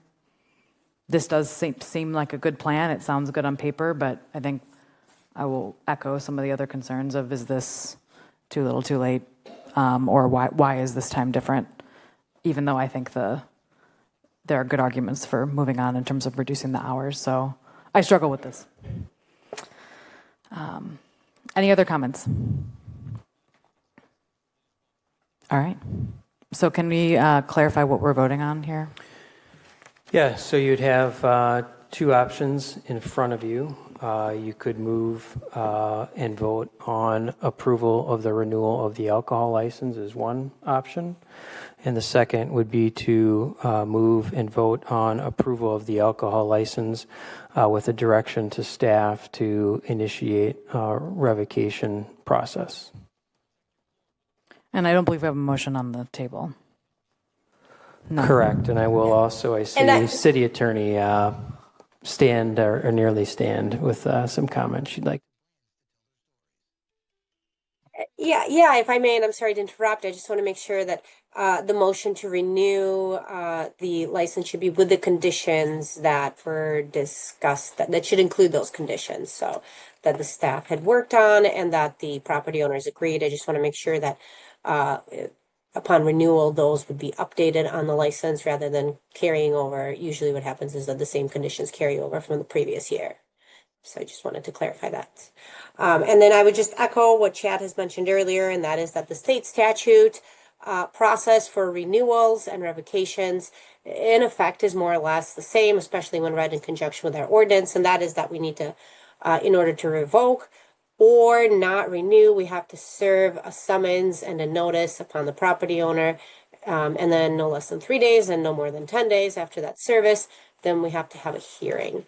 So obviously that presents a challenge to serve a notice on a property owner of the council's intent not to renew prior to having the matter before the council. And so that's why they were kind of in this odd situation where, and based on the timing, we can't just continue this and say, well, let's do nothing and instead let's just serve a notice. Given the timelines and the fact that the license is expiring, I think the most expedient, if the council's intent to move that direction, the most expedient way to deal with it would be to renew it with these conditions, but then also to direct staff to proceed to drafting the appropriate paperwork for revocation. The alternative is to renew with the conditions that have been discussed, and then as some alders have suggested, continue monitoring. And again, I want to stress that renewing this license today does not mean that the next opportunity for the council to review this is in a year. The council can certainly, if there are new incidents or other ongoing issues or non-compliance from the premises, the council really can reevaluate this and move to revoke really at any point. The license can be renewed on July 1 and it can be, you can move to revoke it on July 2. There's really no statutory limit. We have to follow a process in terms of, a process in terms of serving the notice and making sure that the property owner has the opportunity to be heard. And it would be, in fact, kind of a quasi-judicial hearing. And I know some of you have heard me talk about quasi-judicial hearings before. In effect, it would be, rather than acting as legislators, which is most of the time the hat that you wear is that of legislators, you would be serving the hat of kind of like an administrative body or a quasi-judicial body, and you'd be making those findings. So as far as the cost, there would be some additional costs involved. Obviously, in addition to staff time, we'd probably look into hiring some additional counsel because the thought is that, staff would move to prosecute this as a revocation complaint and enforcement action. So they would need counsel, and then the common counsel would probably like some legal advice.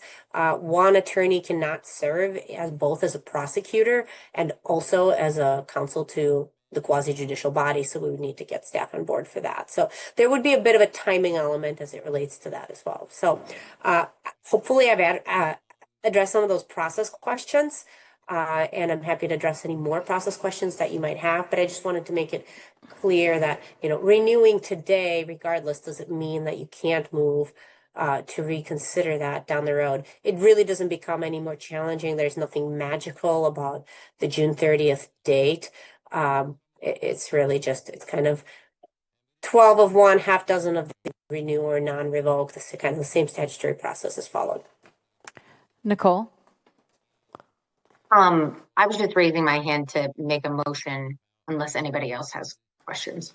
Or does our chair of public safety want to make a motion? I'd like to make a motion for the consideration of the following fermented malt beverage and intoxicating liquor license contingent upon payment of all fees and city stipulations worked out with the owner for the renewal application of Class B fermented malt beverage and Class B intoxicated liquor.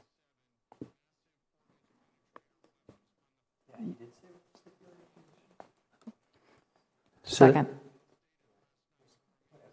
Yeah. Second. I did, yes. Further discussion. All right. So if we want to move forward with direction to revoke, we should vote nay on this motion. Yes. Gotcha. Yeah. So Valerie's, for me personally, Valerie's clarification was helpful in that the revocation could happen at any time, even as soon as next week if we wanted. That is correct. So what is on the table is an approval of the license without direction to staff to start a revocation. Is everyone clear? All right, let's do a roll call. Thank you, Alder Gerhart. Alder Gerhart. Aye. Alder Herps. Aye. Alder Jetzer. Nay. Alder Lattisay. Aye. Alder Maldonado. Aye. Alder Ragsted. Nay. Alder Vafadari. Nay. 4-3, motion carried.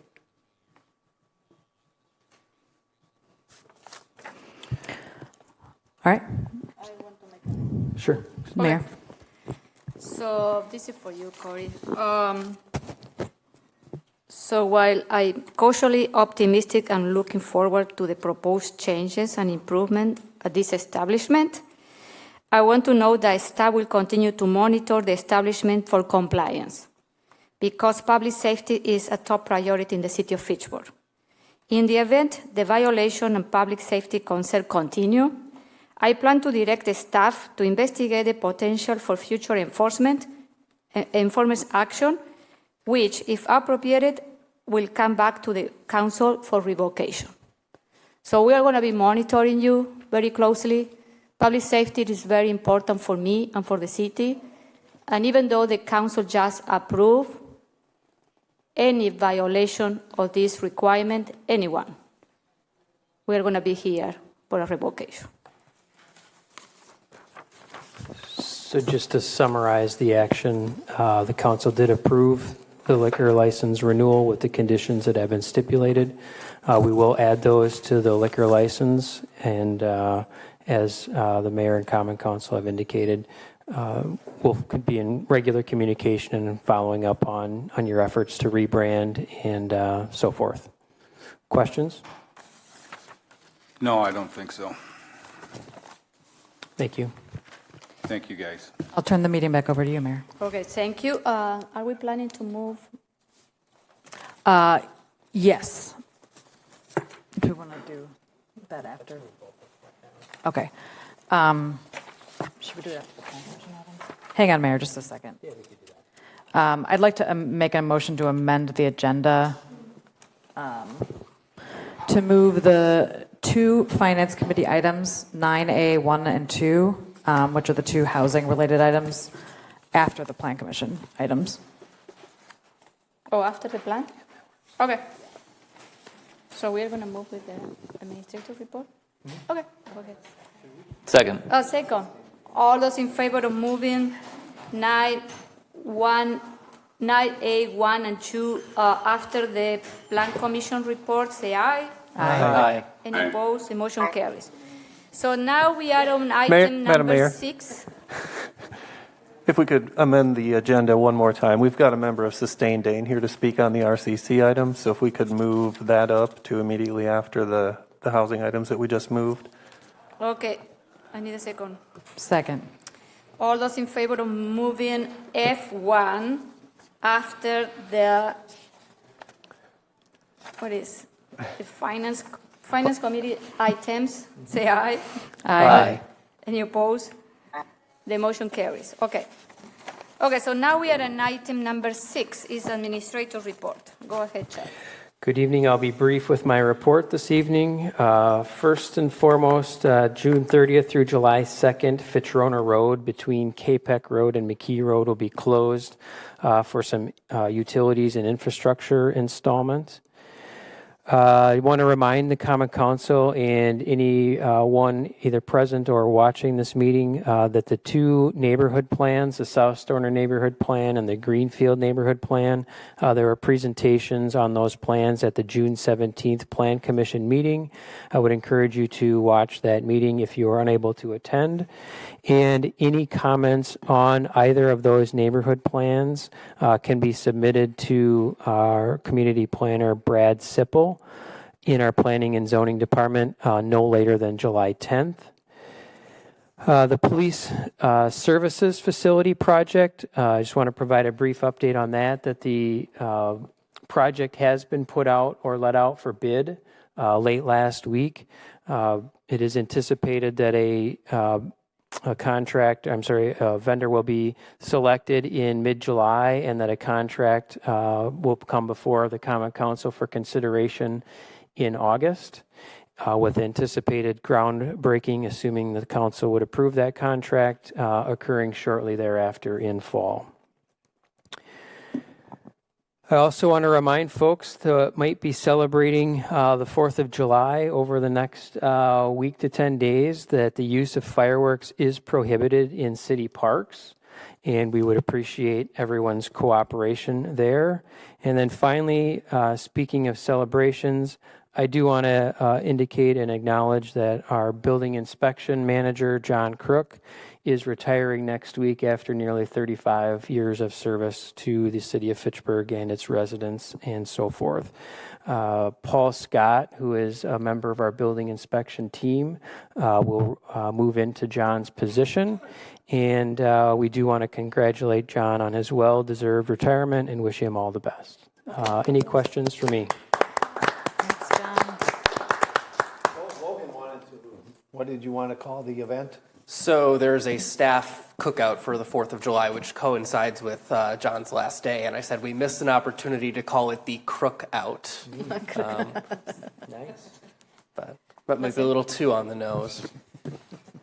You're done? Any question for Chad? Okay, my report is going to be brief too. The only thing that I want to mention is the CIP, the Capital Improvement Plan is released. So, and then Alders, they have until July 21st to submit amendments to the plan. And on August 12th is going to be the other public hearing, and it's going to come to council for approval. The listening session for District 2 is this coming Thursday, June 26th at 6:30 City on a Hill Church. So everyone is invited.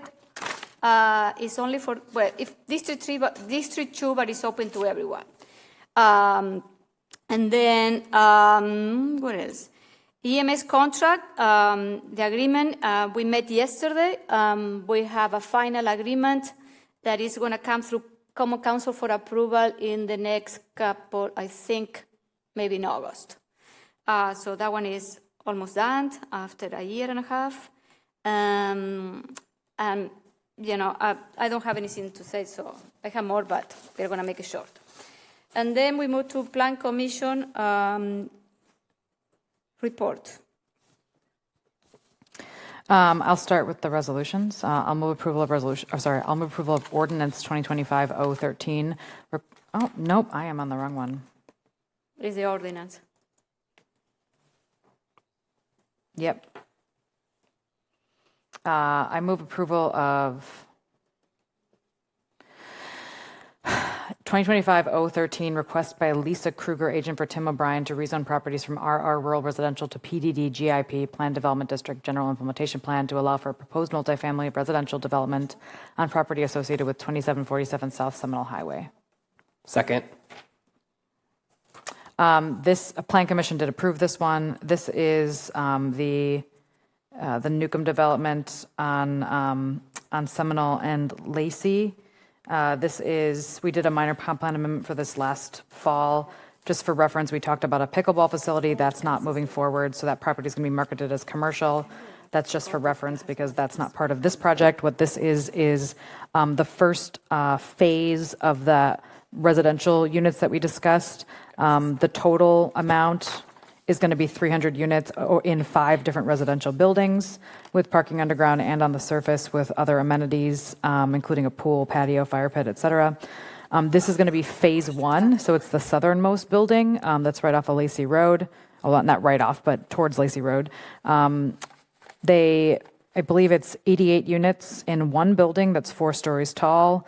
They will finance this one and then hopefully finance phase 2 a year after, depending on how things go. They could start as soon as Q1 of 2026 with a planned completion in spring 2027 with a huge asterisk that there's a lot of uncertainty with that. So yeah, this is moving to the general implementation plan to make that phase 1 happen. Okay, so thank you. And I have one. We have the developer online, Gus Newcomb. He's available for question. And then I have a registered Dave Height. He wishes to speak. I don't know if in support or in opposition because you didn't cross there.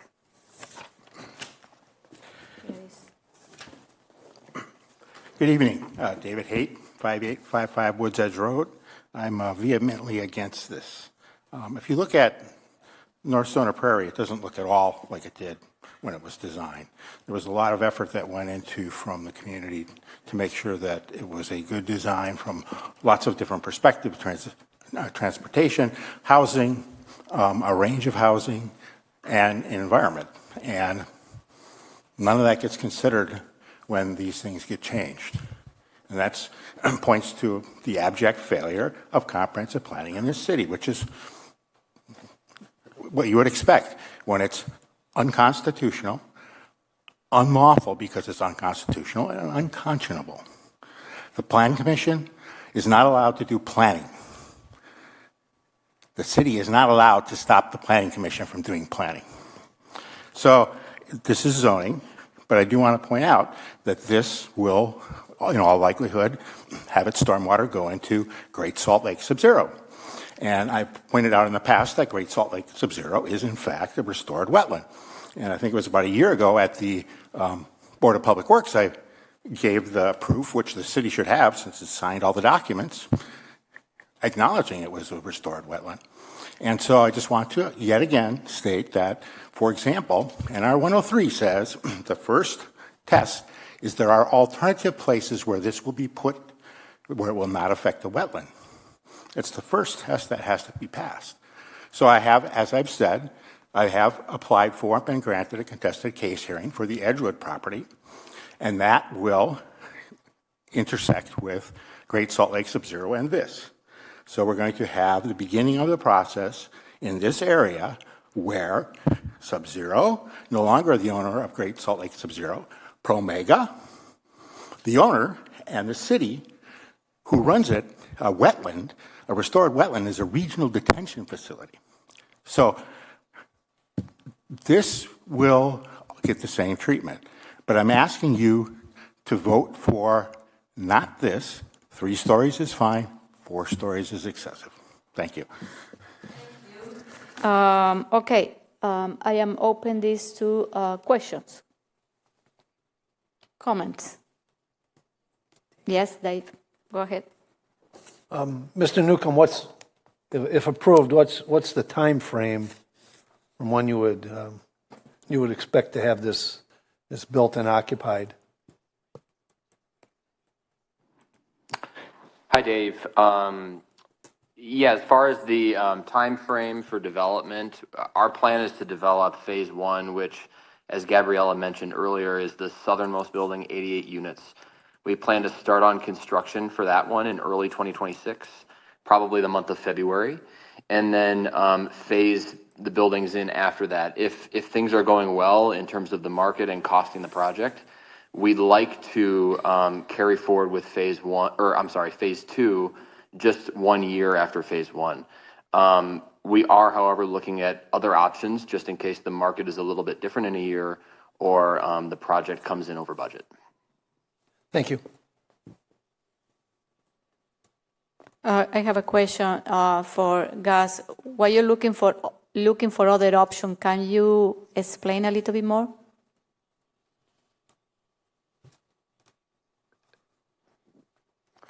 Hello? Yes, Mayor. What other options are you referring to? You mentioned that you are looking for other options. If the market,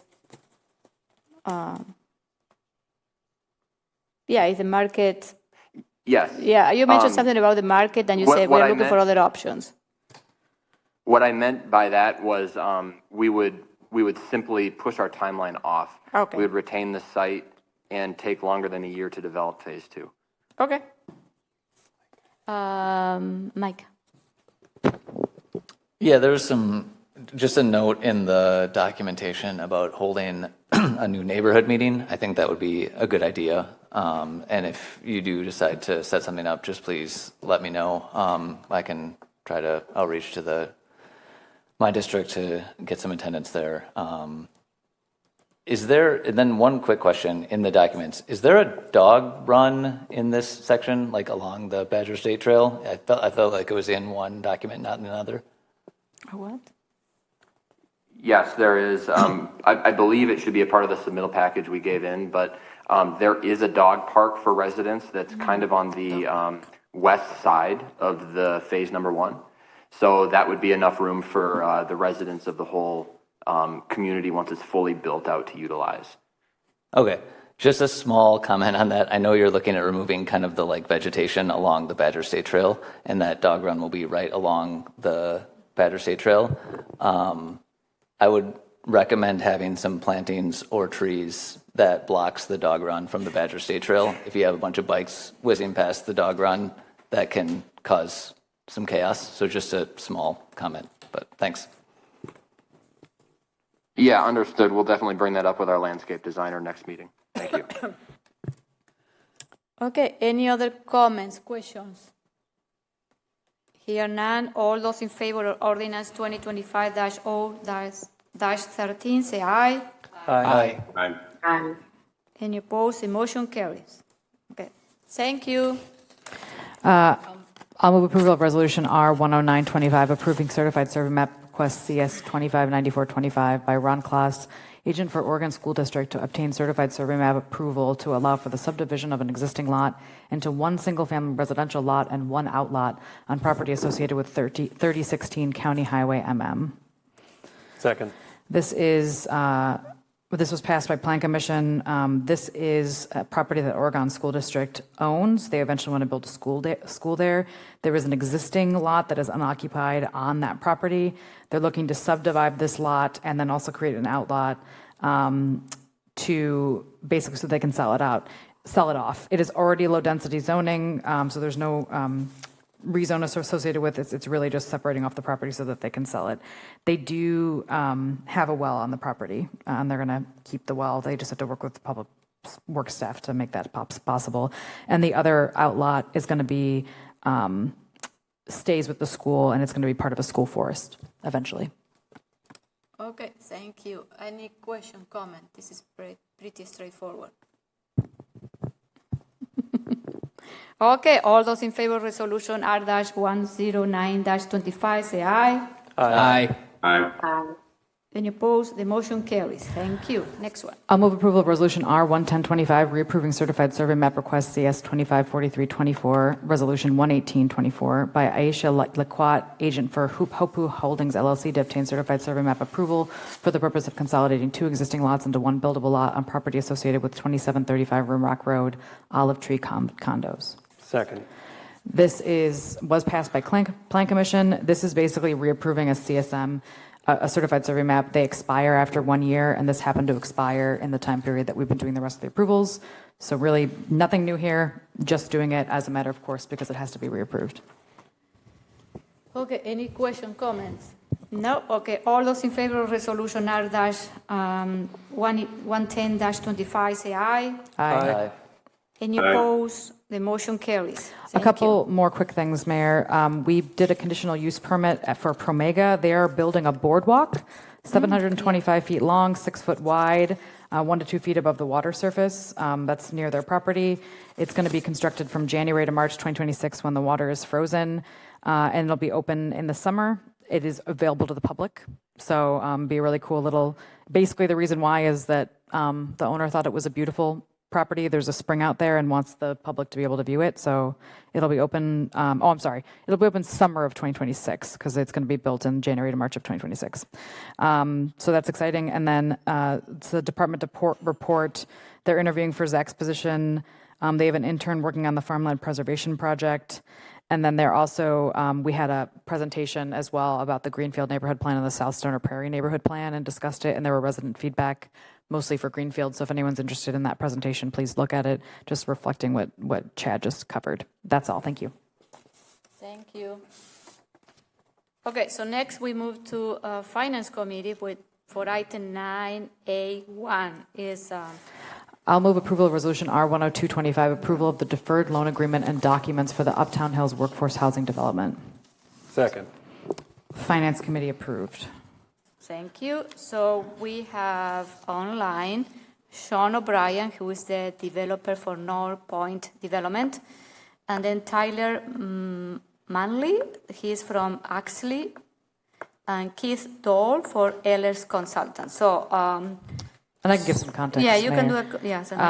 This is the project we talked about recently and passed kind of a theoretical approval for it.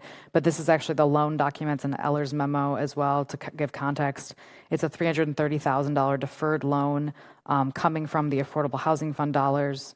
This is for the Uptown Hills project, which is 24 3-bedroom units off of Haight Farm Road. In 2 buildings, it's for families that are 30 to 80% of area median income, and they're getting financing from the County Affordable Housing, Home Funds, Federal Home Loan Bank, WIDA. These are generally speaking going to be $800 to $1,000 cheaper than townhomes across the street or anywhere else in the area. And they would, if approved, they will start construction at the end of the month. Okay, thank you. Sean, would you like to do a report about this project? Yeah, no, thank you. Appreciate you all giving me the time to come and speak about the project. We are looking to get started by the end of next month, and hopefully that we would then have the project complete within about a 10-month construction schedule, and then offering, new homes to the community by early summer, late spring of next year. This is the last piece of financing that we are looking for to complete what we like to say is lasagna financing on these affordable housing projects. As mentioned, we certainly have other partners that are investing in the project.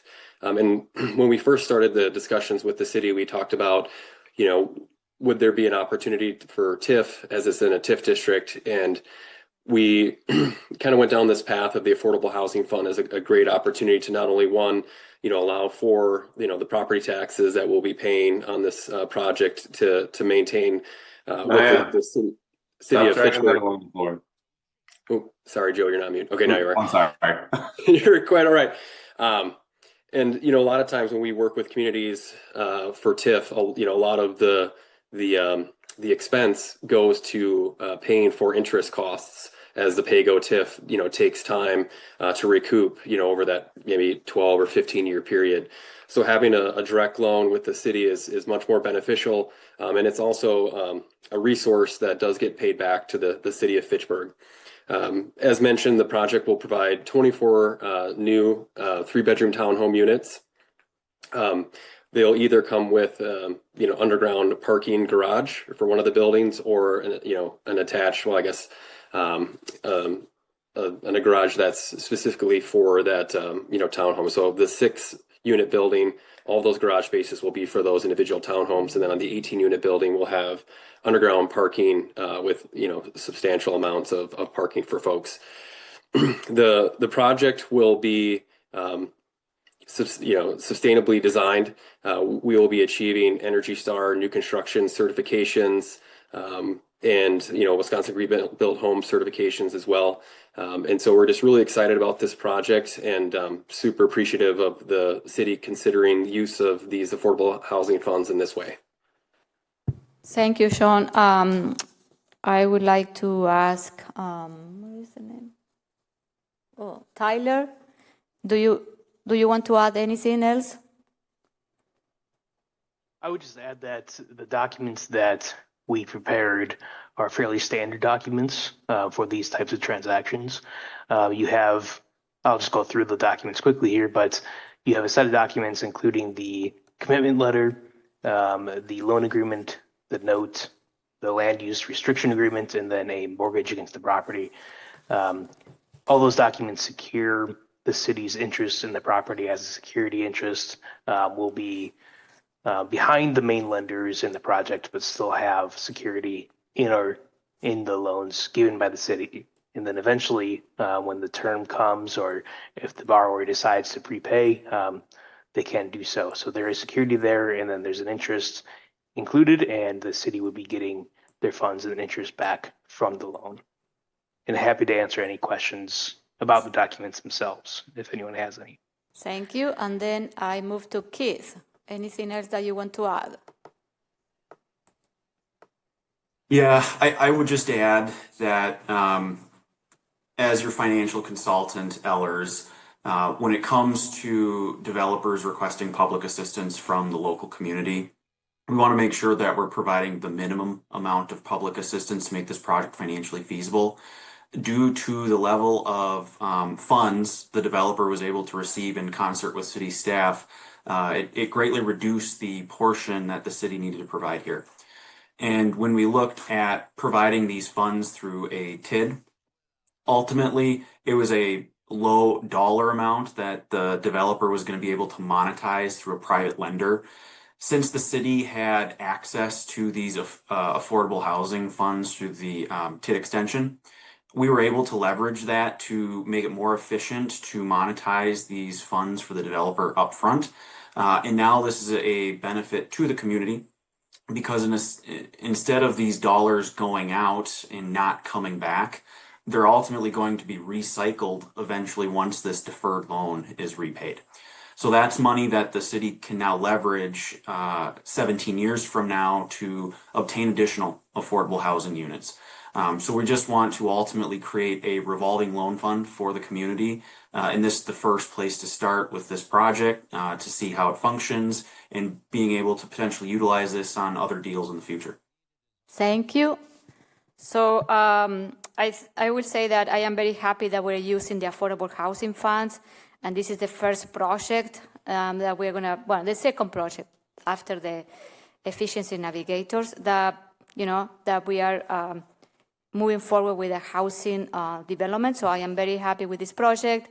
I think this is the best use of these funds. So I fully support this. So, okay. Dave, go ahead. Yeah, I like this project too. I have a quick question for Sean. When you're getting when you're getting financing through WIDA, does that obligate you to accept tenants, that are their rent is paid with a county rent voucher?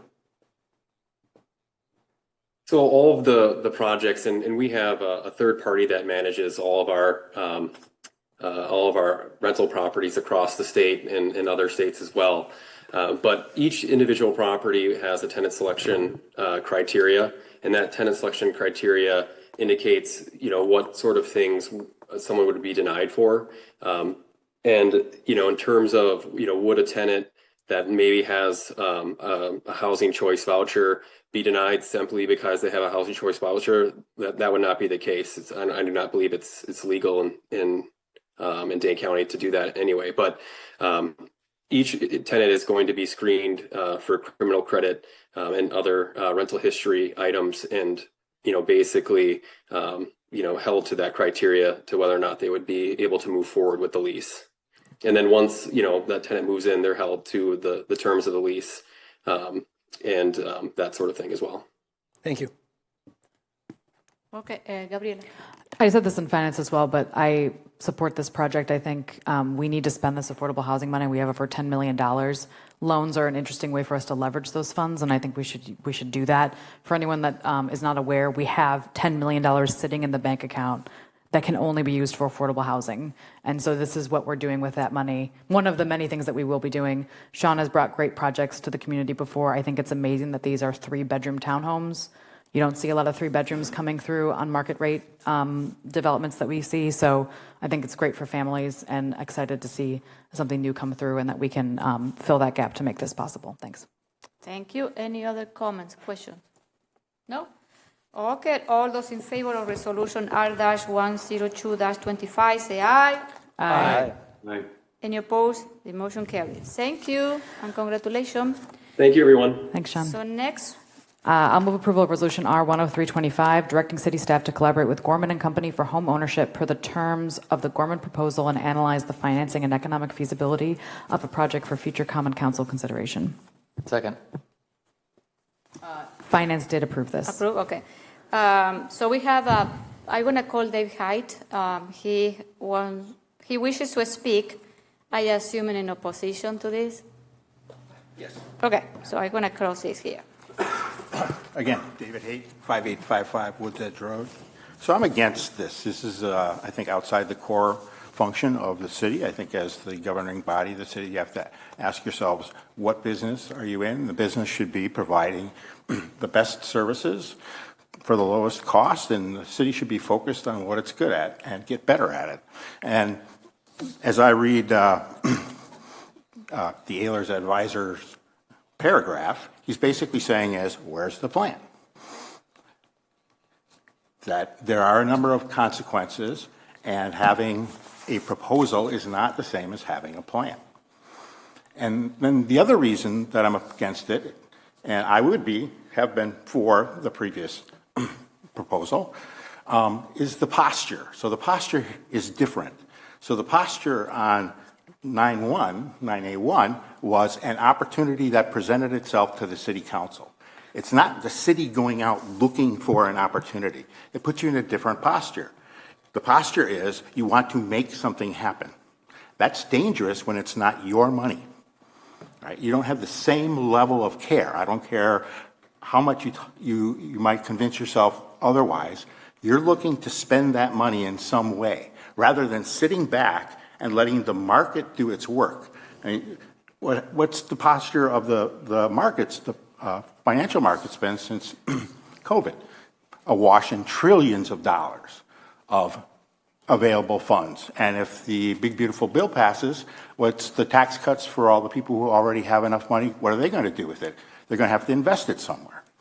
So if it's not investable when the world is awash in funds, why should the city be looking to go out for a place to invest?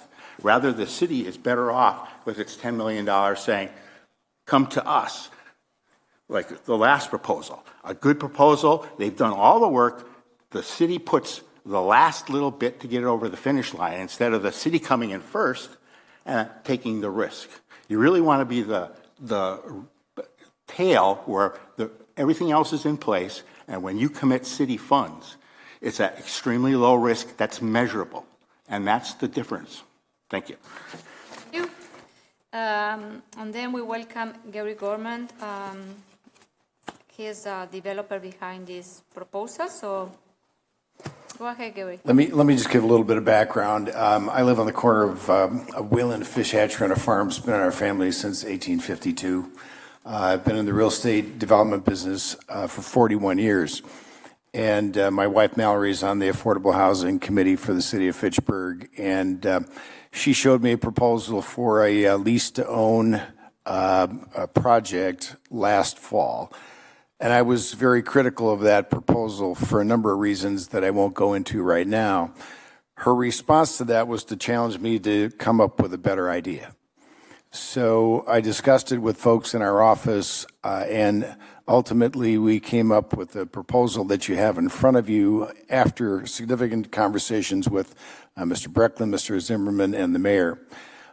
Fundamentally, what we are suggesting is a public-private partnership where our firm would act as developer without compensation. We would also ask the city to pay for essentially the public component of the cost that goes into housing. I asked our construction folks to tell me what percentage typically of the retail price of a house are public improvements, roads, utilities, stormwater detention, the kinds of things that developers are asked to pay for, but then they add on the price of the house. The answer to that was roughly 20% of the purchase price of a home. So $400,000 home, that's $80,000. In addition to that, typically a developer to take the risk will want 10 to 15% as a profit. So if we agree, which we have, that we would do that without that profit, and if the city would fund the public improvements, that reduces the price of the home 30 to 35%.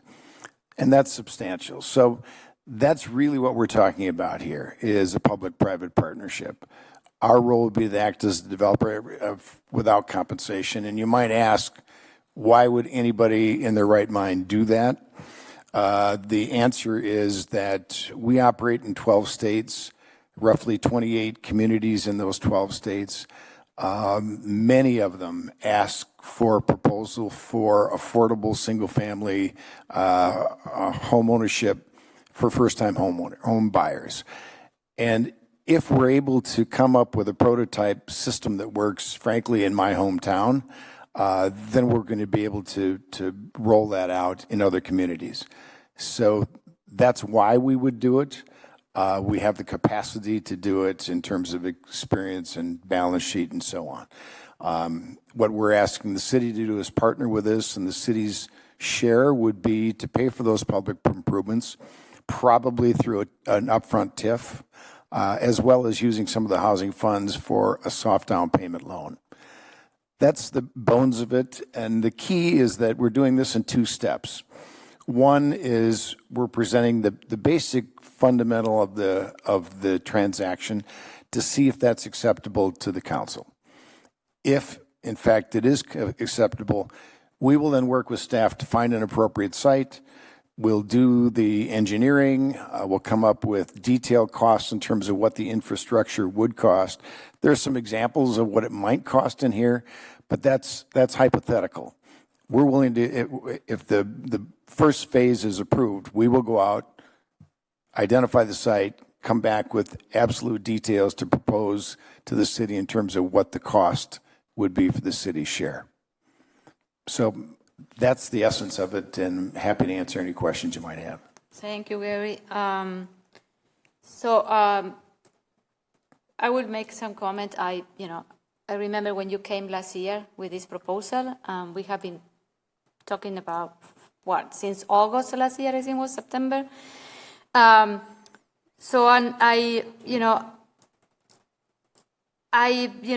We have a housing crisis here in Dane County. We are looking, this is a proposal about workforce housing, $350,000. We found out like a couple of weeks ago that our average home in Fitchburg is more than $500,000. So, and when we talk about workforce housing, we are talking about who? Who are those people?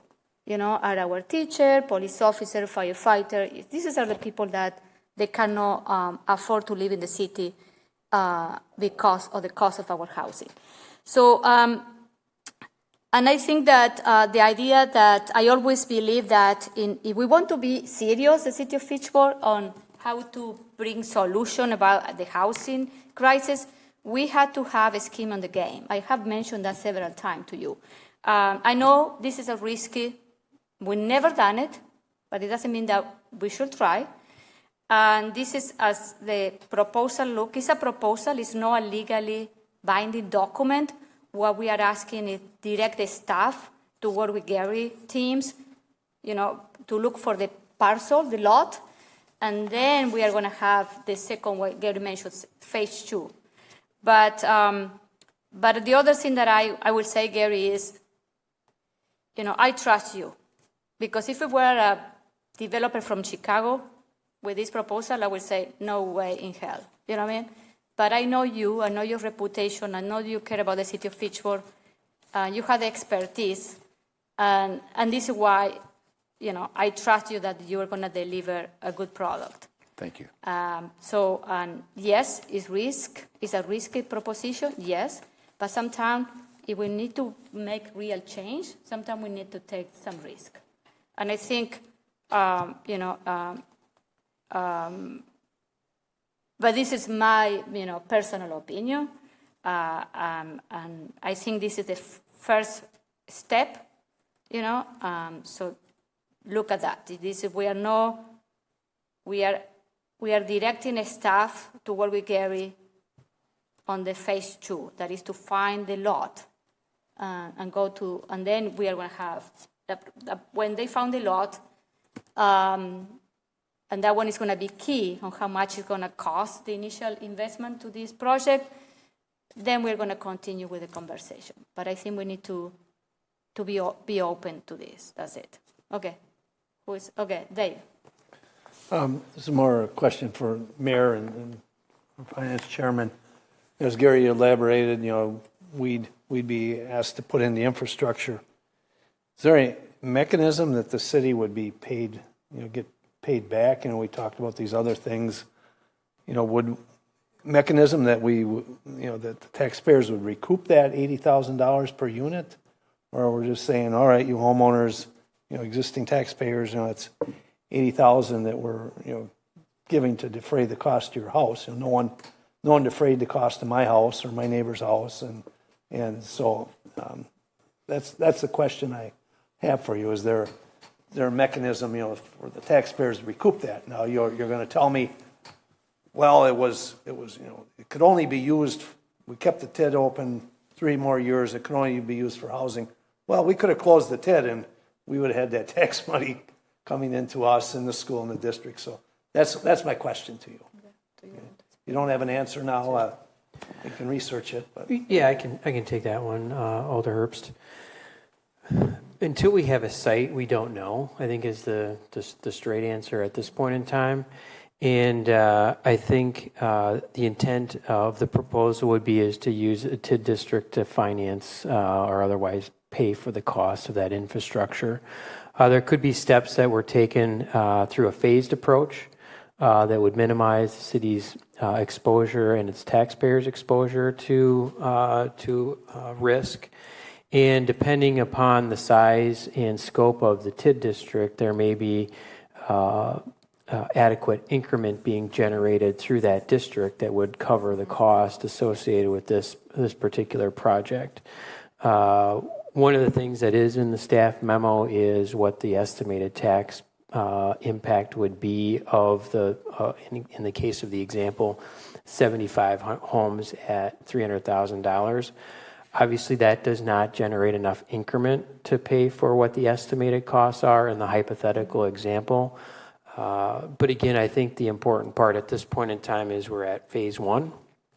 And until we, if the council approves this phase 1 conceptual plan, the key will be is to identify a site and what that site looks like and have a much better idea of what the costs are in order to bring this proposal to life and what the city's financial cost would be. Aren't we using the TID twice? We kept the TID open 3 more years to get the housing fund. No. Then we're going to do another TID where it's going in. Are we Are we? So yeah, I can answer that question as well. Can be open only for 1 year. So what you're referring to is the Affordable Housing Fund that's been created through the extension of TID districts for 1 additional year. Those districts have already closed. There's a separate fund that exists in the city that is statutorily required to be used on affordable housing. 75%, has to be affordable housing. The other 25% can be used to benefit housing overall. So that's one bucket of money, so to speak, of funds available. What this proposal more than likely will look to do is either utilize an existing TID district through an amendment or potentially create a new TID district that would then be used to finance the costs associated with the infrastructure and other things. There is also a component of this proposal that would use that other bucket I had just mentioned to create the first-time home buyer down payment program that could be that would be available citywide. That would require the Common Council to formally adopt such a program with the parameters that ultimately are identified and created. But hopefully that provides a little bit. That would be paid back. That would be paid back at sale or refinance of the home. Yep. Thank you. Thank you. Any other questions, comments? Logan, who was for you? Okay. Go ahead. All right. Well, I wanted to first echo the mayor's comments, Gary. I would just appreciate you being from Fitchburg and wanting to invest in the community. And as I've heard about this proposal, I joked and said, one way we could make sure that Gary does a good job is name the street Gary Gorman Way. And then if God, please don't. and then if it goes bad, then it's his legacy lives on. I'm totally just giving you a hard time. But as far as the project itself, I'm seeing in the memo here that the vision is similar to Uptown Crossing and that kind of that scale and that density. Is that kind of where you're thinking? We're not going to hold ourselves to that. We want to produce efficient single-family homes. To be honest, the model that I have in mind, and I showed some pictures a while ago, and I should have brought those, are in Telluride, Colorado. And in Telluride, there's a series of they're smaller homes, but they have very much differentiated materials and colors that make for a very desirable look, both individual homes and the spectrum of the neighborhood. And if we get to phase 2, I will definitely bring in those visuals. I do not want a series of vinyl boxes. Okay. Whether my name's on the road or not.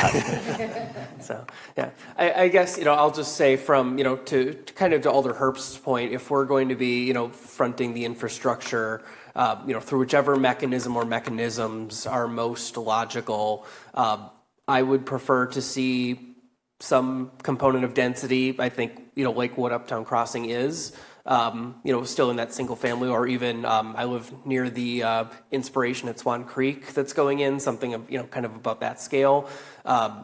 If we were to put these on half-acre lots, I really don't think it'd be affordable, but that would just make our infrastructure cost that much more because we have that much more road to run to serve all 75 homes.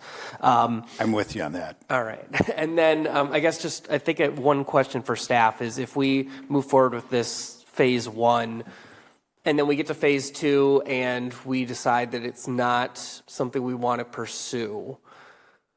We are not out any sort of, we have no legal obligation at this point. We have no financial obligation at this point. We would be out the staff time and the effort that obviously Gary and crew put in. But the risk at phase 1 is fairly low. It's when phase 2, when we enter a legally binding agreement, that's when the risk elevates. May I comment on that? If phase 1 is acceptable to the council, we will engage civil engineers, soil testing folks, and engineers to lay out the infrastructure at our cost. And so if the city does not go ahead with phase two, that's my risk. Obviously, there'd be staff time. Yeah, to Mr. Gorman's point, there certainly is staff time involved to get to this point and ultimately perhaps to phase two. What would happen if we move through phase one and look at phase two? Obviously, site selection would be important, and as the proposal reads, the city has kind of, final say, if you will, that the site has to be agreeable to the city. And then there will be a pro forma financial analysis conducted, as we would do with any sort of development, by our financial advisor, Ellers, who was on the call earlier related to the deferred loan. And then if all of those things are, indicating that, there's support to move forward and it makes sense and people are aware of the risks, there would then be a written development agreement that would be developed and ultimately adopted, so we would fully understand who's responsible for what and what those costs would be, and so forth. So as it stands now, yes, the risk where we're at currently is rather low to the city. Is it zero? No. However, this really is phase one of what is a two-phase, at least really a two-phase plus process. Okay. And then I guess my last question is just kind of about timing. And I don't know where we're at as far as if we think there's already a couple sites you've got in mind, or if this is something that, it might take a year before this comes back to us, just out of curiosity. There are two sites that we've looked at and discussed with staff. I'd rather not get into them right now, but this is not a hypothetical exercise. So in terms of timing, I think we would clearly get back to you by late summer or fall. Likely construction, if the city approves phase two, likely construction wouldn't commence until the spring. Just reality. All right, thank you. Okay, no? Gabriela. Thank you for this proposal. I said this in finance as well, but we have $10 million sitting in an affordable housing fund. And obviously we just spent $330,000 on a deferred loan, and we've spent some of it on Efficiency Navigator program, but we have to do something with this money. We're in an affordable housing crisis and we have to do something. And the market is not bringing homes that are affordable. The market is bringing homeownership homes around $500,000 plus. That's what we see. That's what's happening, in part because of these hard costs that developers face. So if we want homes that are at a entry-level home, something has to subsidize it. And if it's going to be a for-profit developer, the city's going to have to step in. That's just the bottom line. I also had serious doubts about the rent-to-own project because I did not want us getting into development, rental management, and home sales. I just thought that was too much for the city. But what I like about this project is that we have Gorman and Company, who's an expert in developing homes. They bring all of their expertise, and then we fill the gap. And so I think it's a really interesting proposal. I like that this could potentially be a model that goes elsewhere. And I think we're kind of in a perfect situation to try something. We have funding available that's dedicated to affordable housing, and we have a developer that has a connection to City of Fitchburg and has a depth of experience that's willing to work with us on it. This is like a rare situation that we're in, and I think we have to explore this. Obviously, there's a lot of questions that need to be answered, but I think we have to explore this. I think there's no. It seems like a no-brainer to me. And we will deal with those questions as they arise. But I'm really excited about this. I think there's so much potential here, and homeownership is the trickiest piece of getting things that people can actually purchase and buy and build wealth for themselves, and not generate wealth for a rental company. We of course want rentals, but we aren't getting homeownership. And if we want homeownership that's affordable, this is one of the few ways that I've seen, and certainly the only way that we'd be able to work with a for-profit developer in this way. So thank you for bringing this to us.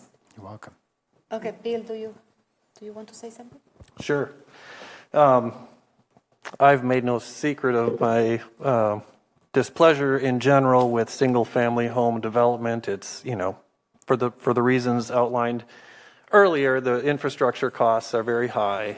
Sprawl is bad, no transit, no retail, etc. I also recognize that a lot of people want to live in a single-family home, and this appears to be the most palatable type of single-family home development that I can imagine. Right, we're talking about, in the documentation in the packet, 37 feet of street frontage. That's pretty low. We're talking 9 dwelling units per acre. The developer is willing to do this without taking a profit. For goodness sake, when are we going to get another opportunity like this? So, yeah, I guess I'm in favor of this, and I would like to ask if you can do multifamily as well. Condos would be incredible. At some point, we got to pay our bills. Okay, any other question, comments? Okay, so all those in favor of resolution R-103-25 say aye. Aye. Any opposed? Aye. Any opposed? The motion carries. Thank you, Gary. Thank you very much. Okay. Okay, so where we are? Oh, we are moving Sustained the aim. other one. What is one? F1. F1. Agenda item F1 under Resource Conservation Committee. I will move approval of Resolution R9525, acceptance of organics management grant award and approval of contract with Sustained Dane, postponed from the June 10th, 2025 council meeting. Second. Resource Conservation Commission approved. Board of Public Works did not approve. Did Finance? Finance approved. I think so, didn't we? It was it last? Yes. It wasn't here last week. Finance approved. Yes, Finance. At the last meeting. Yes, I'm running this agenda item. Who would like to introduce this item? I can say a few words. So this is a program that the county is doing at several farmers markets throughout the city of Madison and potentially outside the city of Madison, collecting food scraps and taking them to a farm to be composted, keeping them out of the landfill, providing educational materials at the farmers markets. We have a guest from Sustained Dane here, as well as the RCC chairman, Chris Jameson, is back there. Would either of you like to come up and say a few words?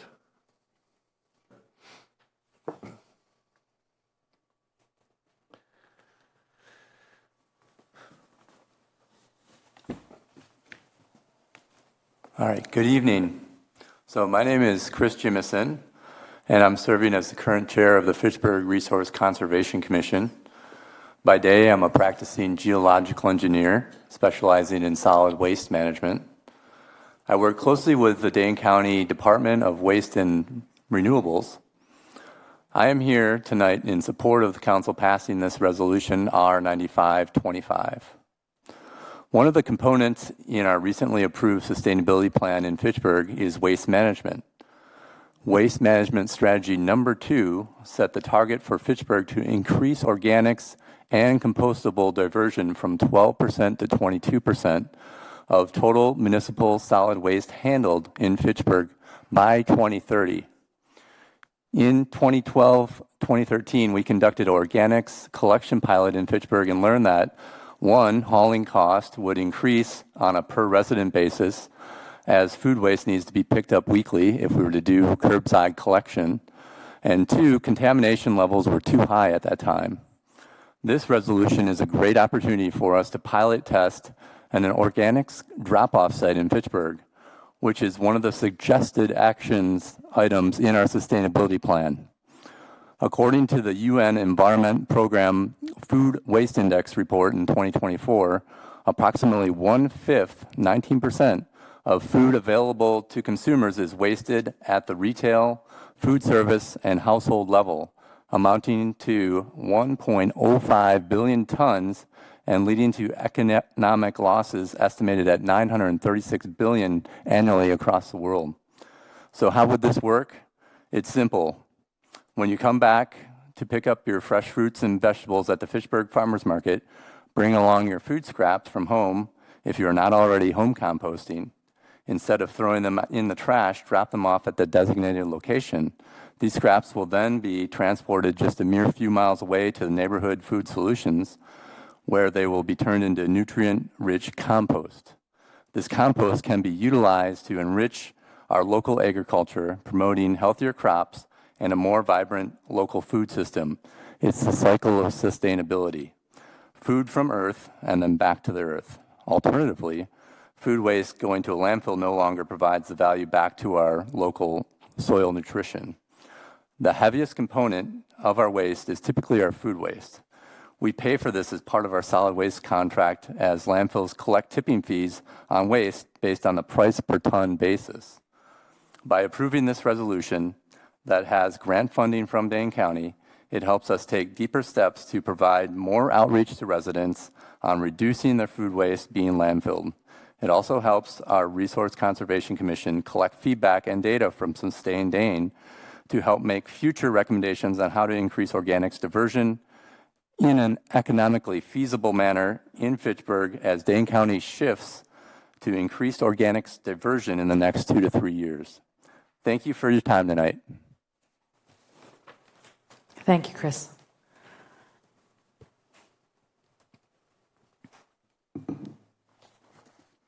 Hi, everyone. Good evening. My name is Sam Warden. I'm the program manager at Sustain Dane, and I manage our food scraps collection program. I'm here today in support of the contract for Sustain Dane to collect food scraps at the Fitchburg Farmers Market. Sustain Dane's programs support people and organizations to learn, connect, and take action. We have operated for over 25 years in Dane County and believe that change happens when inspired people take action. For some context, nationally, the EPA reports that food waste contributes to about 8% of global greenhouse gas emissions. To put that into perspective, if food waste were a country, it would be the third largest greenhouse gas emitter in the world. Reducing food waste is a climate action that is tangible and impactful for an individual person to take. We launched our staff food scraps collection program in Madison in 2022 to address a gap in composting access and desire from the community to compost. Since then, it's grown dramatically. In 2022, we collected over 10,000 pounds of food scraps. The next year, in 2023, we nearly doubled to 20,000 pounds of food scraps. And last year, in 2024, we collected over 31,000 pounds of food scraps. This year, we're on track for another record season. We anticipate that Fitchburg would see a similar benefit and growth, but piloting this service for the second half of this summer is the way we can see in actuality what the impact is. It fills a much-needed service in a growing city and helps expand composting access, especially for apartment dwellers who don't have backyard options. This contract ensures the program will be run efficiently and professionally. Our interns provide a friendly face at the farmers market, share educational material, and answer community questions while reducing contamination. We've seen fewer contaminated items like produce stickers and coffee filters because someone is there to point it out and offer solutions to the individual. We'll also be collecting feedback on this pilot from participants for a final report, which will include the number of market drop-offs, quantitative totals for the season, surveys and quotes from participants, lessons learned, and recommendations for the future. From a previous survey in the city of Madison, one participant told us, "Everyone was so friendly and positive at the market, it encouraged me to keep making the effort." Funding from this contract will also support educational outreach, promotional materials, and our composting partner, Neighborhood Food Solutions Farm. They do the hard work of turning food scraps into usable compost, or what Farmer Robert likes to call black gold. Compensation to the farm partner is an important part of acknowledging and respecting that this transition from food scraps to usable compost is labor-intensive and cannot happen without them. In short, this is a proven, scalable program that supports Fitchburg's sustainability goals. We're excited about the opportunity to bring it here and continue building a more sustainable Dane County, one bucket at a time. Thank you for your time. Okay, so I can come back? Yeah. Okay, Dave, yes.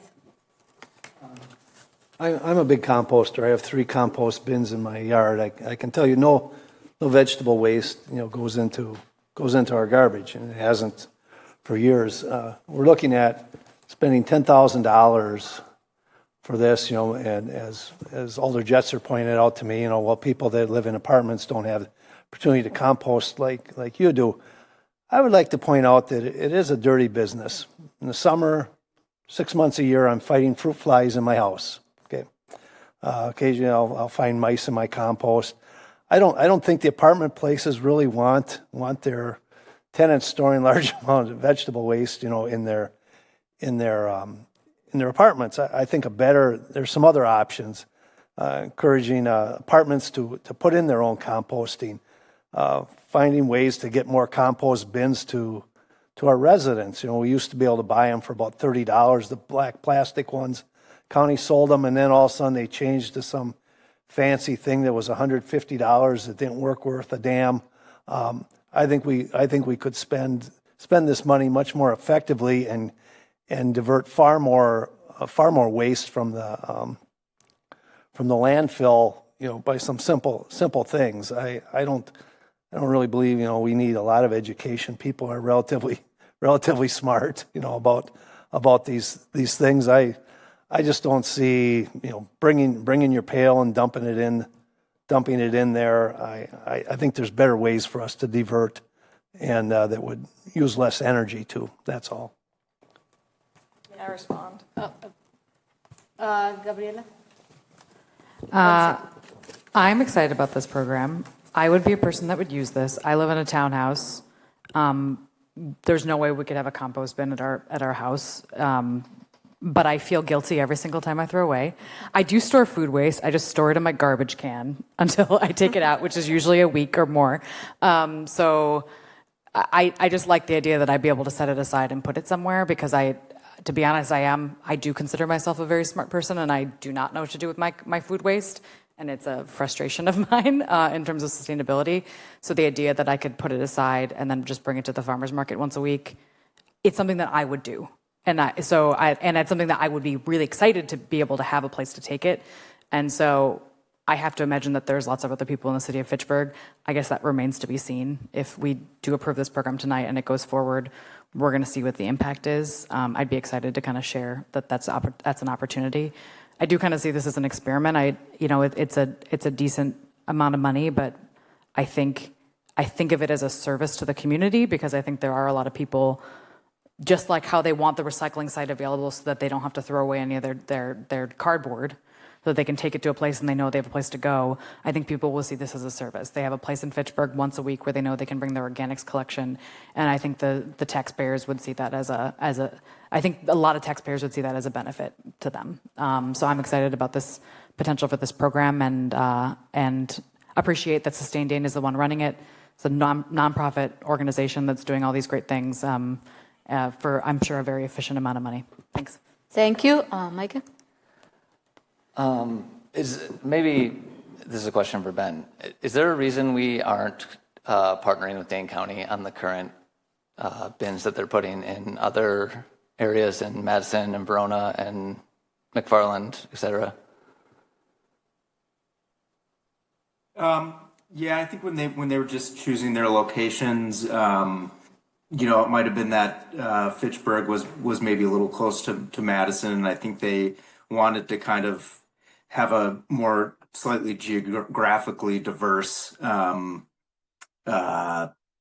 bin placement at the beginning, but certainly, I think in the future, depending on how it goes, as they're rolling this out, that would be, another excellent opportunity for organic waste diversion.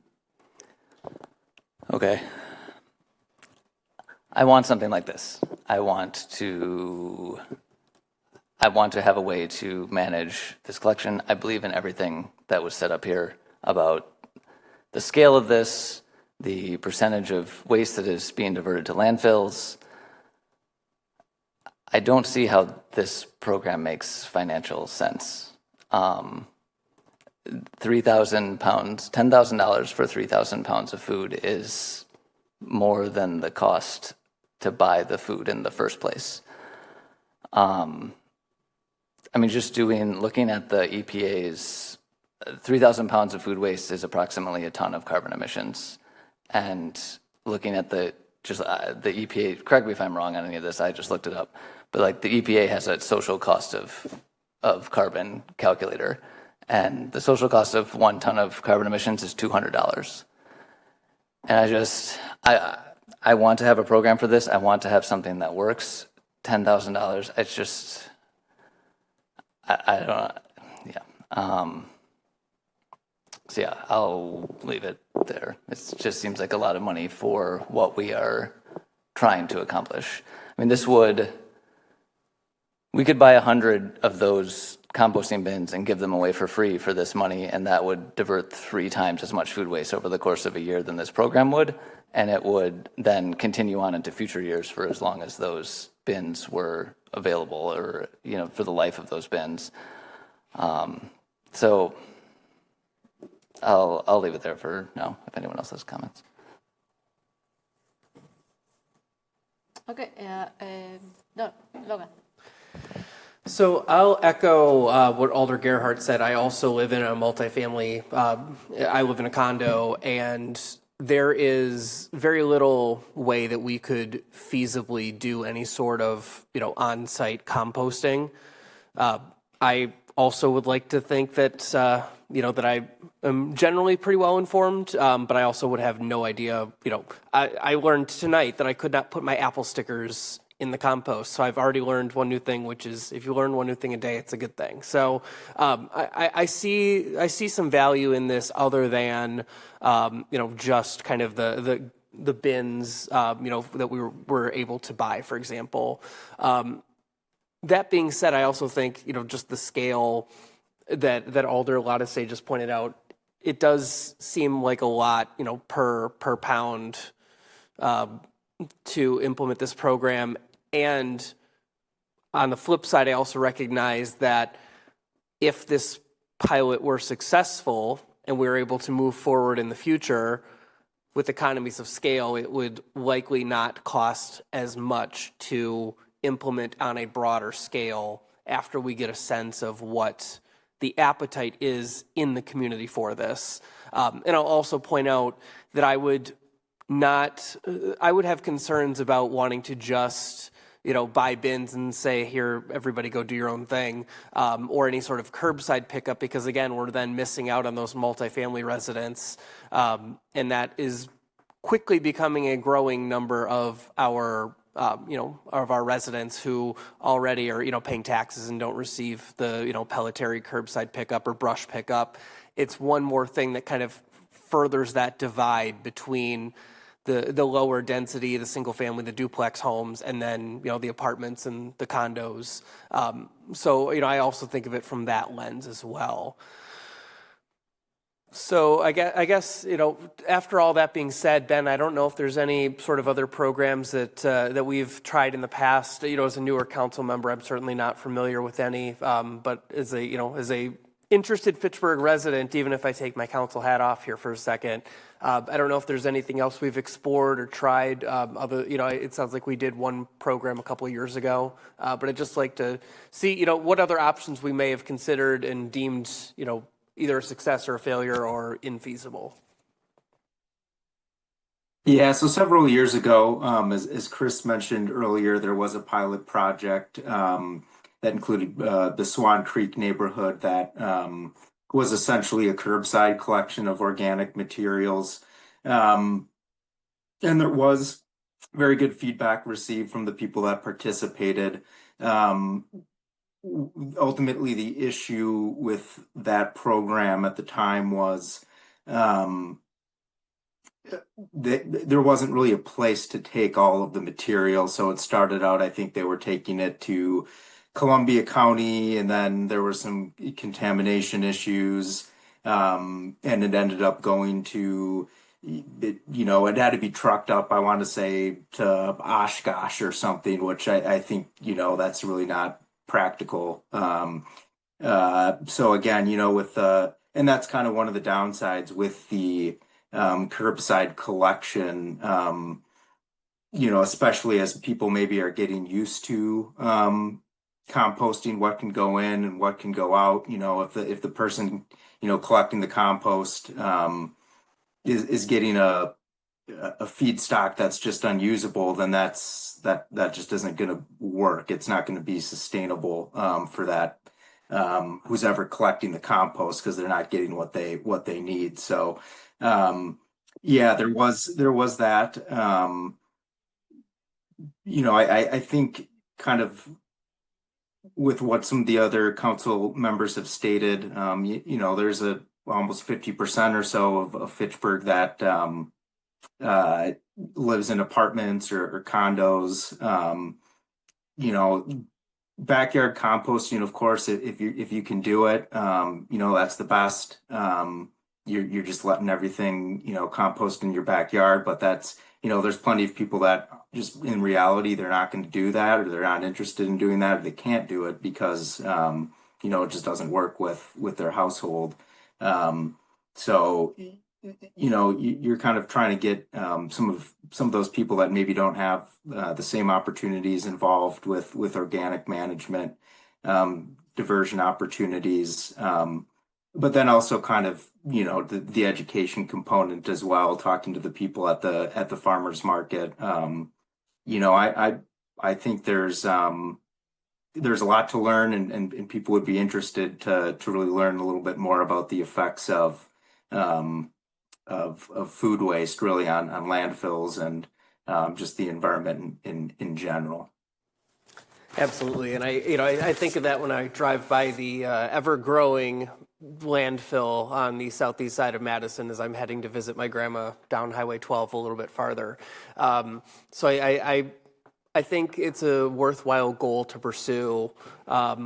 And as I mentioned, as somebody who lives in a multifamily, dwelling that would not have access to any sort of curbside program, I would be in favor of moving forward with a pilot and seeing where we are, even with some of the the concerns that others have expressed, and that I've kind of even gone back and forth on myself. The one thing I would say, just generally to my fellow members of the council here, is it seems like we've had already one successful pilot, and if this one also becomes successful, I would think it would be a great idea to then look at how we continue making something more permanent and then help achieve some of those economies of scale, rather than let's come forward with another pilot 2 years from now and another pilot 2 years from now, 2 years from then. The more smoke, the more fire, if you will. So it's, this would be another plume of smoke to say that, yes, there's a desire and there's a need and there's a want for this in the community. I personally, I really like the project. The only thing that I have, I have concern about is the funding. I thought at the beginning that it was like a more fair, matching grant. And the other thing that concerns me from where the money we are gonna fund this is from the Fitchburg Star advertising.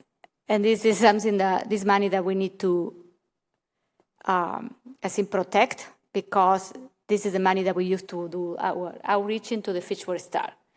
I know that this one is the money that, even though we don't have about a one-page advertisement in the Fitchburg Star, but we allocate that, we continue to fund it in our budget in case that we are going back to the Fitchburg Star. But we can use that money for other advertisement in the Fitchburg Star if we need to do that for the city.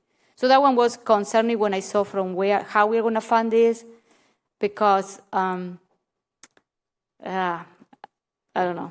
I didn't like from where the money is coming from, but I like that. I like this idea. When I read this in the newspaper, and I saw how many other municipalities in the county were participating, I said, "Oh, where is Fitchburg?"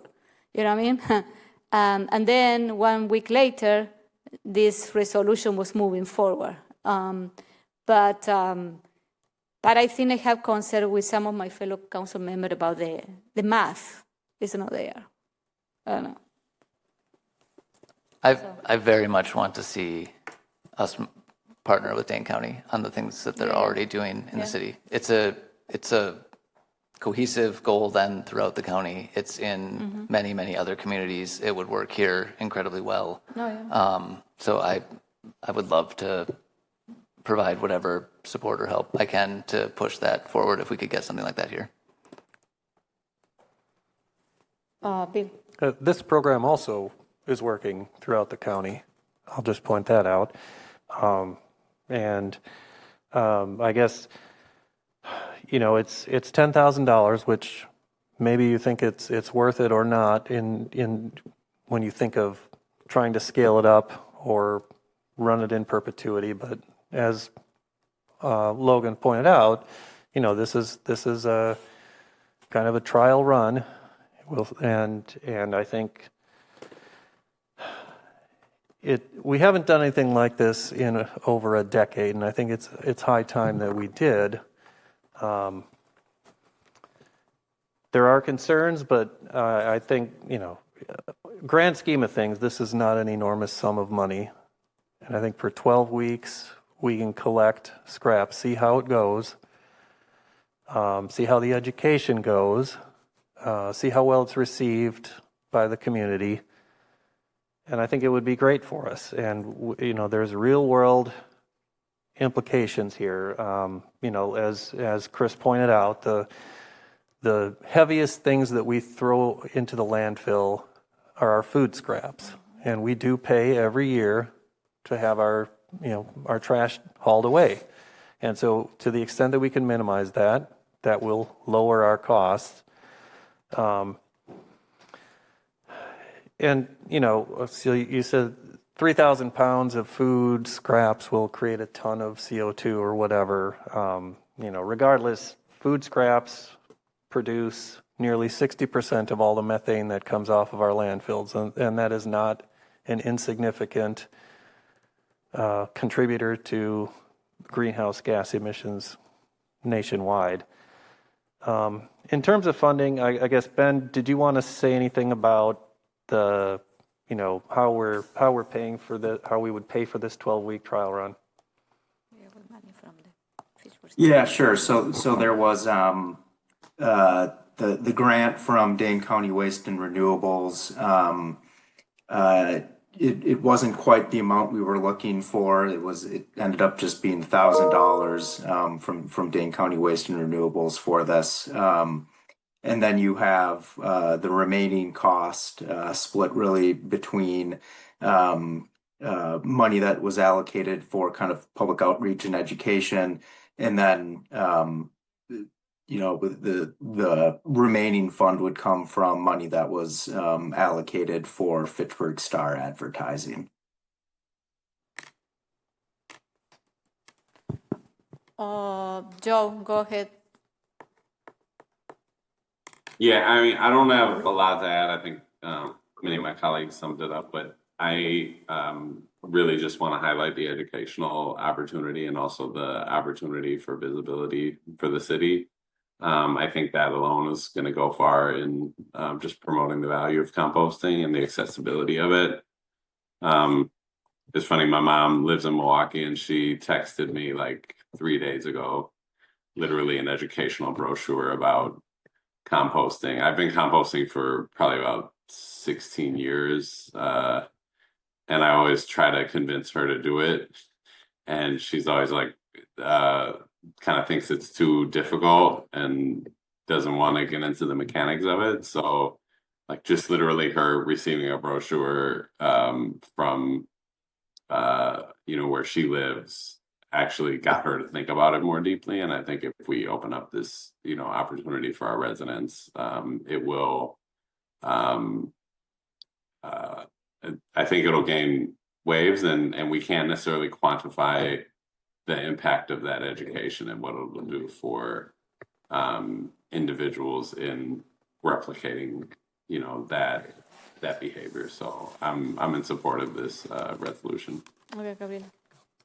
I just had a question for Dave. It sounded like you were negative on this resolution, but is there any way you'd consider it try it out as a pilot program for 1 year and see it, or are you a hard no? I'm a hard no. We can divert far less than this. We can divert a lot more than 3,000 pounds just with some simple things. I'm certainly pro composting and keeping stuff out of the landfill. I think there's just better ways to use that money that will give us more bang for the buck. Okay, thanks. Okay, so we're ready to vote. Is Joe's hand still up? Who? Oh, Joe, do you want to add anything else? No, I forgot to lower my Because you hand, have sorry. your hands. Okay. So we need 2/3 vote, okay? We are, how many are? There's only 6. Because. So, okay, can you do the roll call? It's not going to pass, so. Do you want me to clarify the 2/3 vote for Yeah. folks?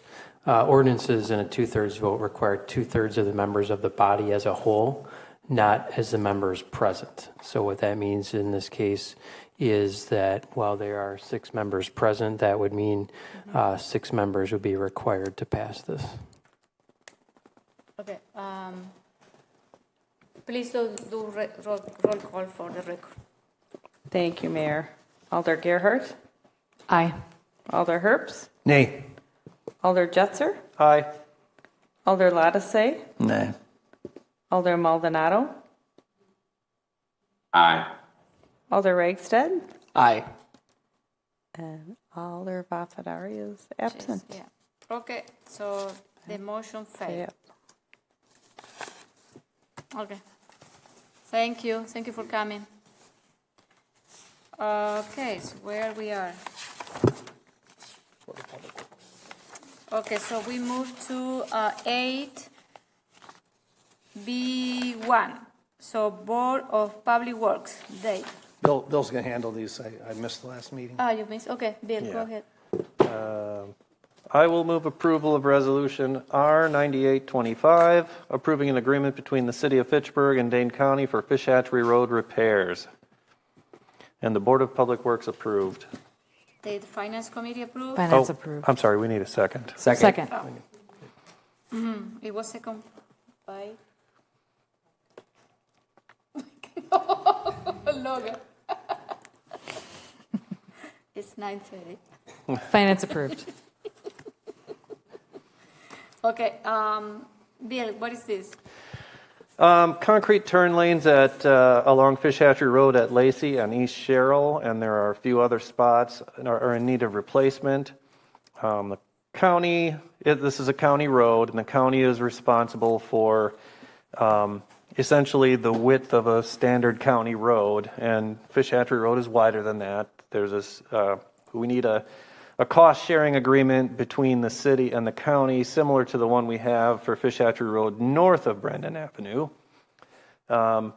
And we will, the county is amenable to that, and we've got funds in the budget for this work. It'll cost the city 50%, $99,000, which includes a 10% contingency. The county will do the work. The city will reimburse the county. So in addition to the southbound turn lane at Lacey Road, there's also the northbound turn lane at Sherrill and the intersection there, and then a couple spots near Glacier Valley and up closer to Brendan. Tim, is there anything you wanted to add to that? I have nothing to add. Awesome. The turn lanes are in bad shape. They are in bad shape, yes. I can attest. I will. Yeah. I ride through there on a regular basis, and I'm always afraid for my wheels. And I have received a lot of phone call about this intersection, and yes, finally we're fixing. So, okay, any other question, comment? Okay, fast. Yeah, I'll make it fast. I just want to know about timeline. Can we get, how quickly can we get this done? Speaking of speed. So this work would be completed by the county's department highway staff, and I look to have that completed this summer. Fabulous. Thank you. Thank you, Tim. All those in favor of resolution R-98-25, say aye. Aye. Aye. Any opposed? The motion carries. Next one. I will move approval of Resolution R10125, approving the purchase of a 2025 40-foot bucket truck. Second. Board of Public Works approved. Finance approved. Thank you. What is this? This is a replacement for a 1999 bucket truck. We submitted this for bids. We got three bids in. The lowest bid came in for just under $153,000. We're going to auction the old one off with a minimum bid of $5,000. The new truck will be much more ergonomic than the old one, easier to get in and out of. It'll have an automatic transmission instead of a manual transmission. Our existing one has been giving us a few issues lately, hydraulic leak, among other things, leak in the fuel tank. And so this, like I said, this is a 1999 vehicle we're replacing, and apparently that truck in those 26 years has put on a grand total of about 45,000 miles. Wow. Okay. Any question, comments? Here none. All those in favor of resolution R-101-25 say aye. Aye. Any opposed? The motion carries. Thank you. Next one. I'll move approval of Resolution R-104-25, accepting the 2024 Compliance Maintenance Annual Report for the Wastewater Collection System, City of Fitchburg, Wisconsin. Second. Okay, what is this? Board of Public Works approved. Okay. So the DNR permit requires us to file this wastewater collection report. Tim, I don't have a lot of good notes on this. You want to take this one for me? Sure. This is a requirement under our Wisconsin Pollutant Discharge Elimination System, which is the permit issued by the DNR, and it's an annual compliance maintenance report for our wastewater collection system. So it has to be reviewed by the governing body. That's why it's before you tonight, and it's necessary to provide recommendations or an action response plan for all individual grades of C or less. The City of Fitchburg's collection system received a grade of A for financial and a grade of A for collection with an overall GPA of 4.0. So we're looking for approval of the CMAR for our wastewater collection system here tonight. Okay, any question, comments? No? Okay, all those in favor of resolution R-104-25 say aye. Aye. Any opposed? The motion carries. We need to postpone the action. Yes. I will move to postpone Resolution R-106-25, approving agreement for subdivision improvements in the plat of 7th Edition to Nine Springs to a date uncertain, as the developer is not ready for this yet. Second. All those in favor of postponing resolution R-106-25 say aye. Aye. Any opposed? The motion carries. Thank you. Next one. Next, I will move to postpone Resolution R-107-25, approving the agreement for subdivision improvements in the Uptown Hills CSM for the same reason. I will also second. So all those in favor of postponing resolution R-107-25 say aye. Aye. Any opposed? The motion carries. Next one. I will move approval of Resolution R-108-25, purchase of pedestrian lights for Phase 2 in the plat of 4th Edition to Terra Vesa. Second. Board of Public Works approved. Did Finance Committee approve? Finance approved. Okay. What is this? This is additional lights in Terra Vesa, street lights, similar to the ones that, identical to the ones that exist in Terra Vesa right now. So for consistency's sake, we want to put more of the same up. And these are to be purchased by, Tim, remind me again how this is going to work. They're purchased by the city and the developer then refund us. Correct. Yes. And we do it that way in order to keep the warranty on the lights. Mm-hmm. Any question, comments? There are none. All those in favor of resolution R-108-25 say aye. Aye. Aye. Any opposed? The motion carries. Okay, so now we are moving to the junior business. Since we've already messed up the agenda a lot, And I'm gonna because go we know ahead. that Mike is going to talk a lot, so. I'm going to go ahead and make an amendment to move items for under new business, item 11B, 1, 2, 3, 4 to now, or sorry, 1, 2, let's do 1, 2, 3. No, 11A and B. Are we moving all of them, or? Oh, yeah. It might be cleanest just to move all. Okay, yeah, okay. We'll move all the rest of the discussion items In above. new business. So 11A and B to now on the agenda. Where we're going to move B, so then our engineer can leave. Oh, yeah, because Tim's always here till the end of the night. So we're going to let Yeah. Tim off early. Okay, so let me just start over. We're going to Yes. move 11B Mm-hmm. to now on the agenda, and then 11A immediately after that. Second. Okay, so we are moving 11, okay, I get it. Okay, all those in favor of moving 11B up to the agenda, say aye. Aye. Any opposed? Aye. The motion carried. Okay, so now we are on, okay, okay. So who's going to move that? Do you want to do it? Board of Sure. Public Works? I will move approval of resolution R8425, acceptance of engineering services agreement for water supply service area plan. Second. Thank you. Board of Public Works approved. Finance approved. Thank you. First, before we move, we have Dave Haight, who... Oh, will you pass? But you're in opposition or in favor of this? Wow. Oh, in favor. Oh. Okay. Okay, so what is this? Recent addition to the Great Lakes Compact, all municipalities serving 10,000 plus residents must complete this water supply service area plan. We prepared an RFQ and advertised it in January of 2024. And in February, we received 10 proposals. Staff chose Strand. Funds are available in the water utility. We're allocating $35,000 plus a 10% contingency for a total of $38,500.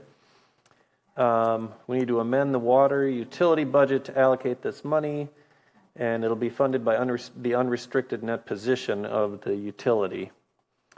This is a relatively new requirement.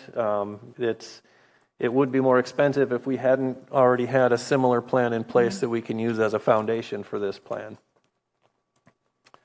And it's likely that we're going to have to update this plan every 5 years or so.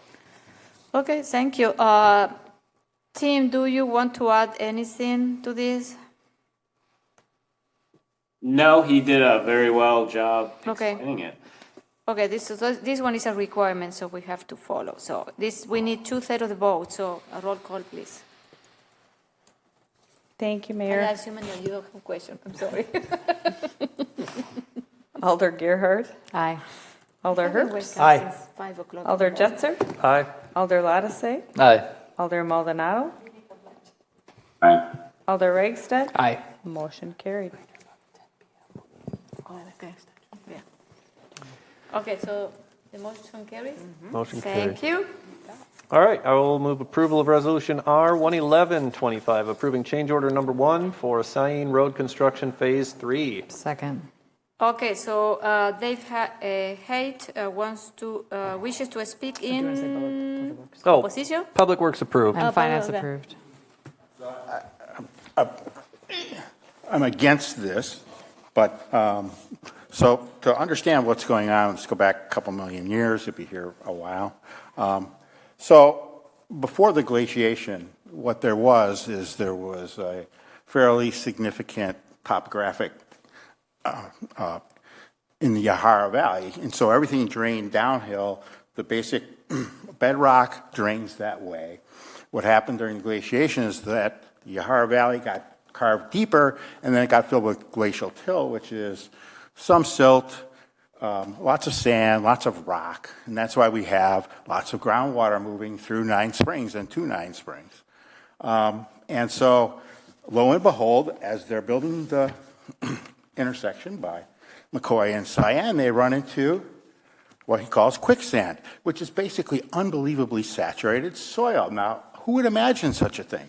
Well, here is Resolution 882 in 1999 approving the Nine Springs subdivision, and what does it say? It's got a report in here saying, calcareous fens, where? McCoy and Cayenne. That means there's massive groundwater flowing to there and then up. So everything, there's a big plume of underground water flowing to that spot and then surfacing. It also says that there are really incredibly valuable wetlands there. But what does that mean? Well, it means you've got a deep channel of permeable soil and a river running through, moving immense amounts of water. And what do they find? They can't put enough rock in there to get it stable. So what do? They put more rock in, more rock in, more rock in. Okay? And so let me just, so what happens when you put rock in to a perpendicular flow? What does it become? It becomes a dam. So what they're saying here is they're proposing is to dig deeper and deeper and deeper until they can get enough rock in there to get to something closer to a solid surface and have the effect of creating what? A dam. A dam for an underground river that's flowing right through there. So first of all, that's a really bad idea because it's an eco-hydrological system that's integrated. If you mess with it, now all of a sudden what's on the other side is going to have problems. The wetlands are going to be affected. But the other problem is you get massive pressure. And so let me just read so you've got two opinions, DOT, and the consultant from the city. Okay? Let me just read the DOT. I'm filling in for Joey as he is off this afternoon, following up on various conversations and meetings. The project's contract documents are owned by the Fitchburg City. The details in the contract documents have proven to be insufficient to construct an adequate roadway subgrade through the project limits. This has been apparent during field observations, discussed at meetings, and acknowledged by the city in emails correspondence below. Federal funding for this project has reached its maximum amount, and the city is financially responsible for 100% of all overruns and additional change order costs. All future maintenance costs will also be the city's responsibility. For this reason, the DOT is requesting the city provide details on how the city wishes to proceed with this project as it relates to roadway subgrade preparation. We understand that the department's DOT technical engineers provided recommendations during a site review meeting.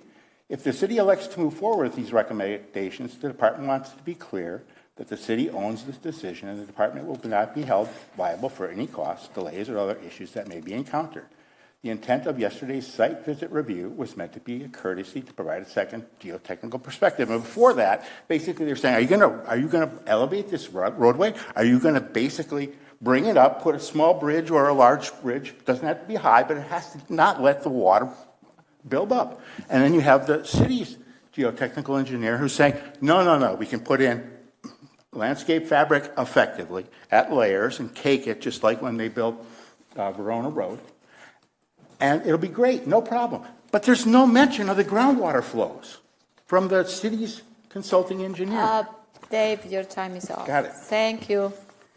Okay, so now I'm more intrigued about this. Okay, so who is going to explain this, Tim? Please.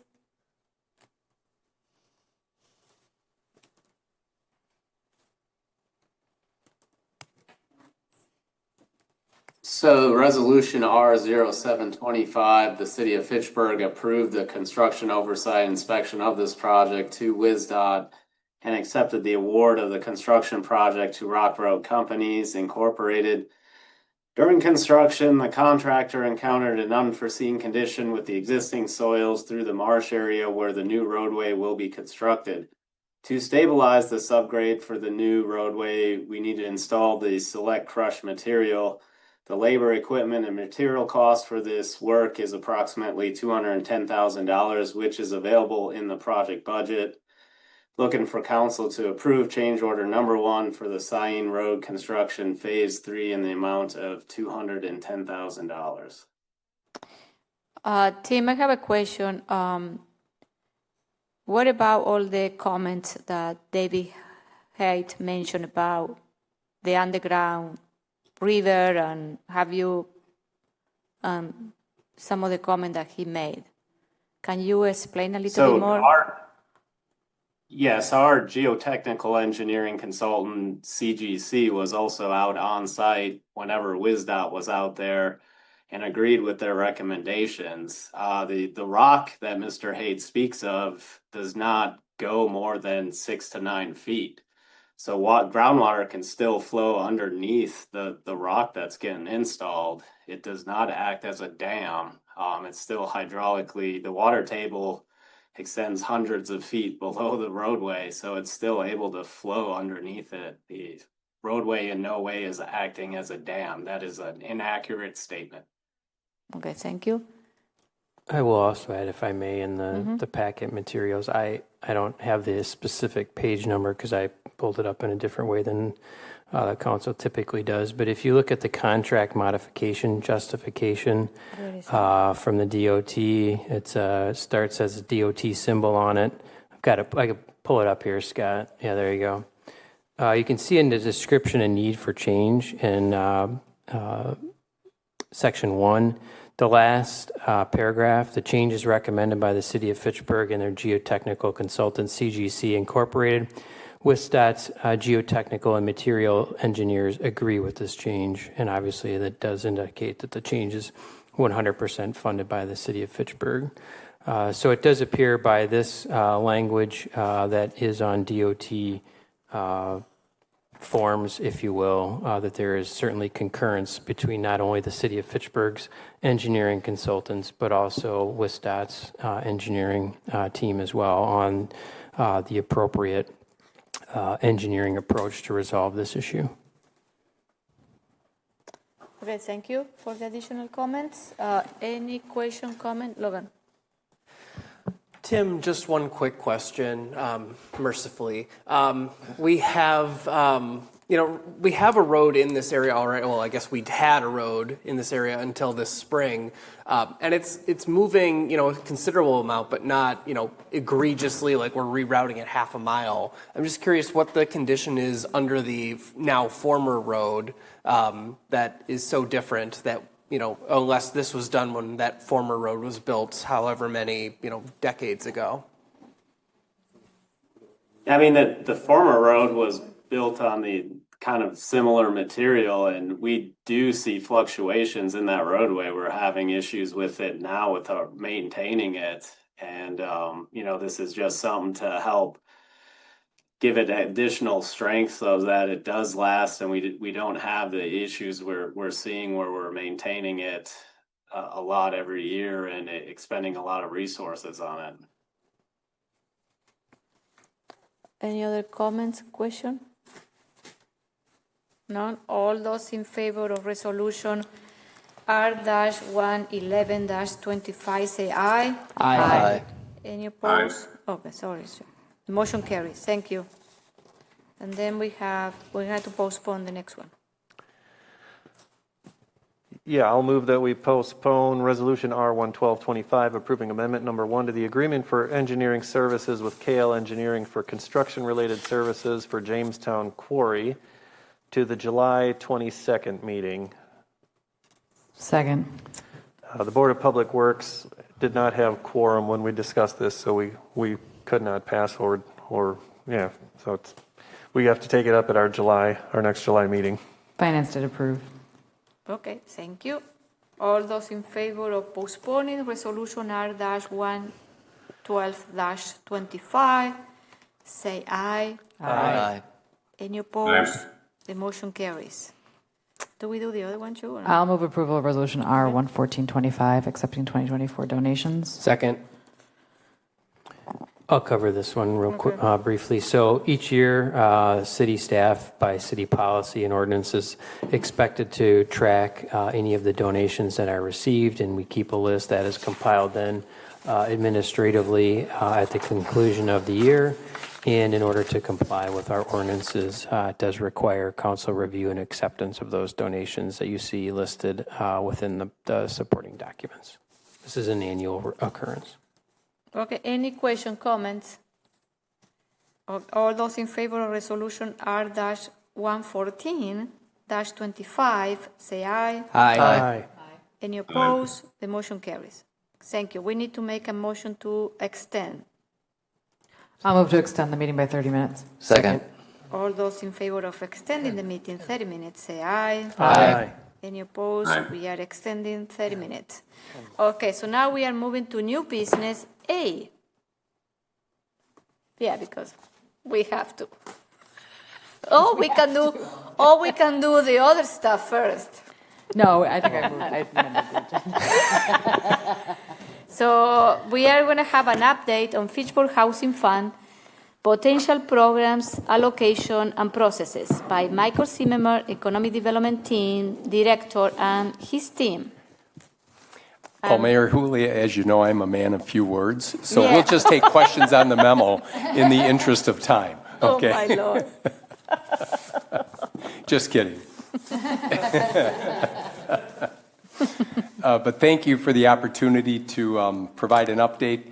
Mayor Julia had requested that with the $10 million that we have in the Affordable and Housing Fund, that based on our 2019 housing plan, as well as some of the initiatives that we've been discussing with various development entities and real estate partners and other entities and agencies, that we kind of allocate some buckets and some dollars for potential programs. So that's what we tried to do in the memo based on that perspective. So as you can see in the memo, the first program, of course, is already launched and is doing great work in our community. The Efficiency Navigator program that is focused on the smaller multifamily rental housing stock there, kind of 16 units or less. And it's gotten great interest from property owners in our community and doing great work. So we've kind of upped that bucket to $1 million based on the interest that we're already getting and also some of the expenses, like with the current portfolio of buildings, we're looking to replace all of the windows. Joyce should be up here too on that program. So we've got $1 million allocated for that one, off to a great start. The second program, with your support tonight, of the Uptown Hills, that included the $330,000 to fill the gap for the Light Tech program with North Point Development. And we've allocated $1.5 million for that program, or are recommending that we allocate $1.5 million for that. Those Light Tech credits can be for not only families and workforce, like the North Point Uptown Hills development, but there's also that can be utilized for senior housing as well. So it could be two different kind of demographic segments there. Then the third category that we have is identifying resources for land banking and land acquisition. The mayor had already put into the CIP last year $1 million for kind of a land bank or land acquisition program. We're suggesting and recommending that we up that to $2 million. And part of the reason for that is we know that there are some potential partners, nonprofit and collaborative partners out there that have received some allocation of funding from other government sources that are going to be looking for land in Fitchburg. And so we're looking to be a partner with that. Lorena's already been researching some land banking programs or land acquisition programs in other communities. We have to figure out and determine what are going to be our kind of program parameters. Is it a dollar for dollar match? You know, what's the housing segment and the median income that we're trying to reach with that program? Potential partners could be people like our friends at Habitat for Humanity, could be the Madison Area or Community Land Trust, those kind of partners that are out there. With that program, Lorena and Joyce worked with Dane County on a CDBG application. And if we identify a partner that's going to go and acquire some property here in Fitchburg, there's the potential to leverage $600,000 that has been allocated to Dane County that could be used for infrastructure to support development of that land that would be acquired through a land banking or acquisition program. The next bucket in program would be for the program that you discussed earlier. Would benefit from that. As I mentioned, the down payment assistance would need to be available citywide, depending on our program and what's our focus demographic and population there. So we put in $2.5 million there with the Gorman proposal in mind, but not exclusively to the Gorman proposal. Then we've heard the need for our senior population. Lorene met with the senior center, and the mayor has articulated this as well. So we're exploring the idea of some kind of emergency housing fund that could be available for emergency kind of repairs, if somebody needs a new roof, mechanicals or things like that, that they maybe don't have the resources to cover a large expense like that. So details to be determined, but to have some kind of fund that might be available for our senior homeowners to help them stay in their home and age in place. And then the other one that we're exploring, not necessarily using the $10 million bucket. This is one that we're looking to pilot and launch in some of our existing tax increment districts that are around the city geographically. And we were trying to explore one on North Fish Hatchery Road, but we're looking at the idea of maybe 10% of the units in a market rate building being at 60% of Dane County median income. And it's trying to integrate workforce units within those market rate buildings so we can extend kind of the reach of workforce housing wider geographically throughout the city. So we were working with one developer on Fish Hatchery Road, and we're conceptualizing it with our financial advisors, Ellers. That building got opened ahead of us, so now we're looking at a potential pilot program with our partners and friends over at Avante Properties for a new building that hopefully will be coming in uptown right at the roundabout of East Sherrill and Lacey Road there. So we're working with Ellers to, again, look at those parameters where we would kind of fill the rental differential income gap, the administrative cost associated with kind of annual certification, also some additional marketing, and then maybe the upside incentive for them to do that program. And then the last one, we just had a bucket of kind of all others. We're open to exploring public-private partnerships with somebody like Gorman.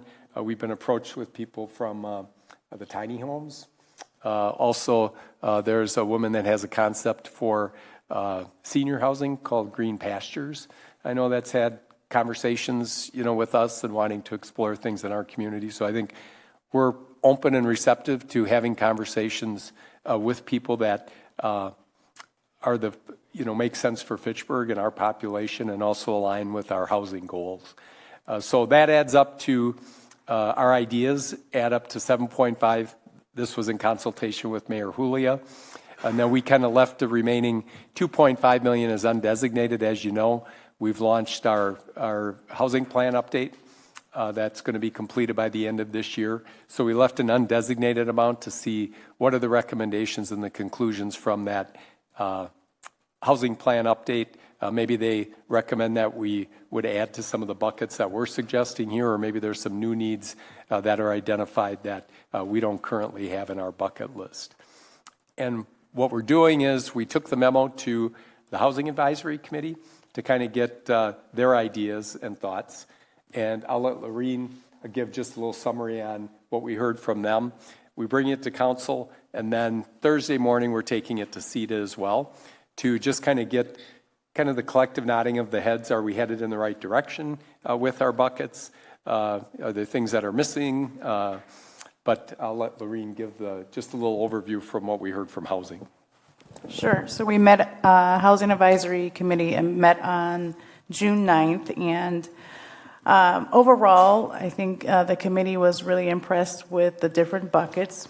Some of the suggestions that they had was flexibility, especially with the new consultant allowing changes to happen if the consultant, decided that it needed to have some changes. Some other areas is natural occurring stock, kind of focusing on our older housing stock, and then also a bucket for our seniors. So especially in individual rehab and workforce housing. So those were some of the suggestions. But overall, great feedback, and also it was noted that this is aligned with the regional housing study. one conversation item at that meeting with Housing Advisory where we do have a gap in trying to figure out what's the tool that can help with that is the larger naturally occurring affordable housing complexes. We've got the Efficiency Navigator, which is for the small complexes, but we've got some of those larger complexes, 200 to 300 units, that how do we revitalize, reinvest in those properties. One has been acquired recently, and that would be the former Fairways in the Pines. That's now Renew at the Greens and also Renew High Ridge, and they're sticking $20 million into both the north and the south side of the golf course, so we're seeing some reinvestment there. But we'd like to see that in some of those other larger complexes, around the city. So maybe that's something where through an existing TID district, if they can demonstrate that they would create new valuation and increment, then there would be something in our toolkit, for that. But that's one that we need to figure out something for, because we have some larger complexes, throughout the city here that developed probably when we were still a town, and maybe are in need of that reinvestment and modernization and revitalization, and maybe also in some cases redevelopment, where, is there a way in some of those, if there's some additional real estate, could we work to get a new building on the site that's a multi-story instead of it just being 2 stories? We somehow get a 4-story building, and then maybe people that are in 2 of the 2-story buildings move into the new 4-story building, and then we knock down the old double-loaded, kind of hallway product there, and kind of do that in a phased progression and everything there. So that's something for us to kind of hopefully think about and keep our eye on for strategies, that maybe that's also part of the conversation as we go through the housing plan update too. Question for you on that. In my district, I've had 2 apartment fires in the last 3 years. Is there any way we can use this to help them put in sprinkler systems in these older apartments? Because, these fires displaced all the residents, and there was a death in one. It wouldn't have happened if we would have had sprinklers. Yep. No, I think that's something we as staff have been advocating for years, even before we had the housing fund, available for us. When Royal Capital approached us for Section 42 tax credits for the Maple Lawn apartments, when they worked with Joyce and I on that project, that was one of the key requirements that we had for that project, was to sprinkler that older multifamily building. And then when we've had conversations with Sustained Gain for the Efficiency Navigator program, we've actually said that if they were working with property owners that would be interested in looking at implementing a sprinkler system, we think that would be a worthwhile expense, and I know our fire department thinks that too. So we're very open to that idea. And the Maple Lawn example, they didn't have to go behind the walls and the studs there. What they did is they did a soffit that ran along the ceiling and the wall, which was a more cost-effective way to sprinkler the buildings there. And I think, Joyce, was it about $5,000 a unit for that? So it's something that's doable, and maybe that should be a bucket. Even here, kind of a separate bucket to emphasize the importance of fire safety in that older multifamily.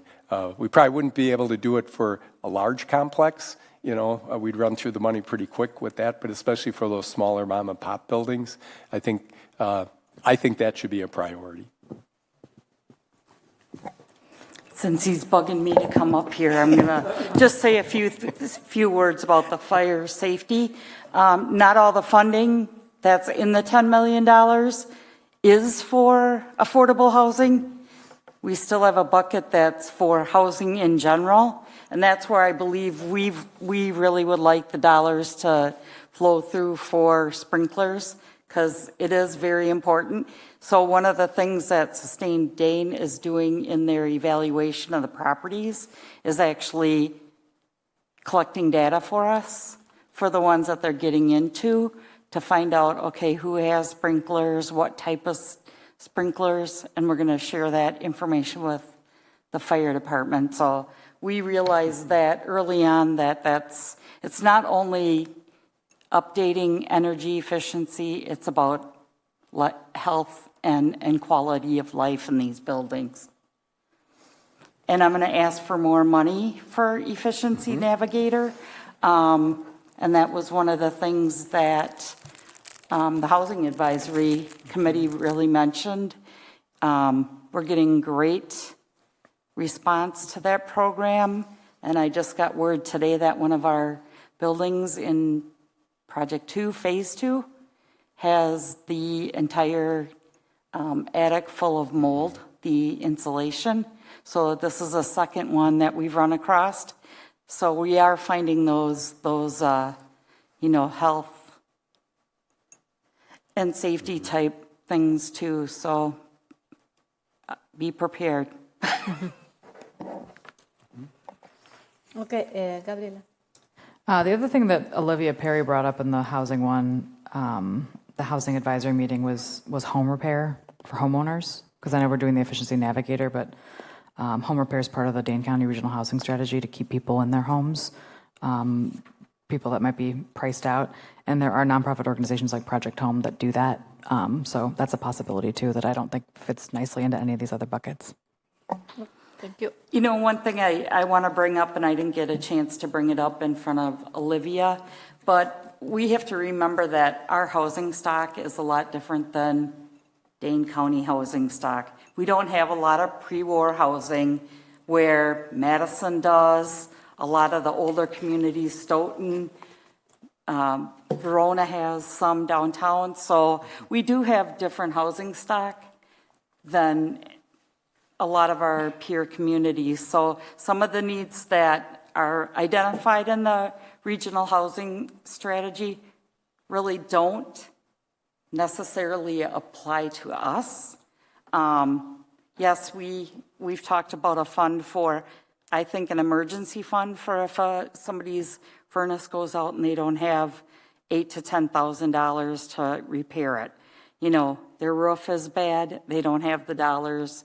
I mean, things like that, yes, but we don't have a lot of the pre-war type housing that needs siding or. And that's the home repair that I'm talking about. Would be a furnace, a roof. That's exactly the kind of thing that I would be referencing. Yeah. And I just want to invite Logan and, is it Micah? We took the Housing Advisory Committee and CETA out, and we did neighborhood walkarounds.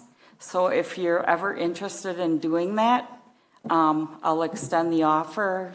Me and Lorene can take you out, because I think it's really good to see what our housing stock looks like, what type of needs we have, and a little bit more education.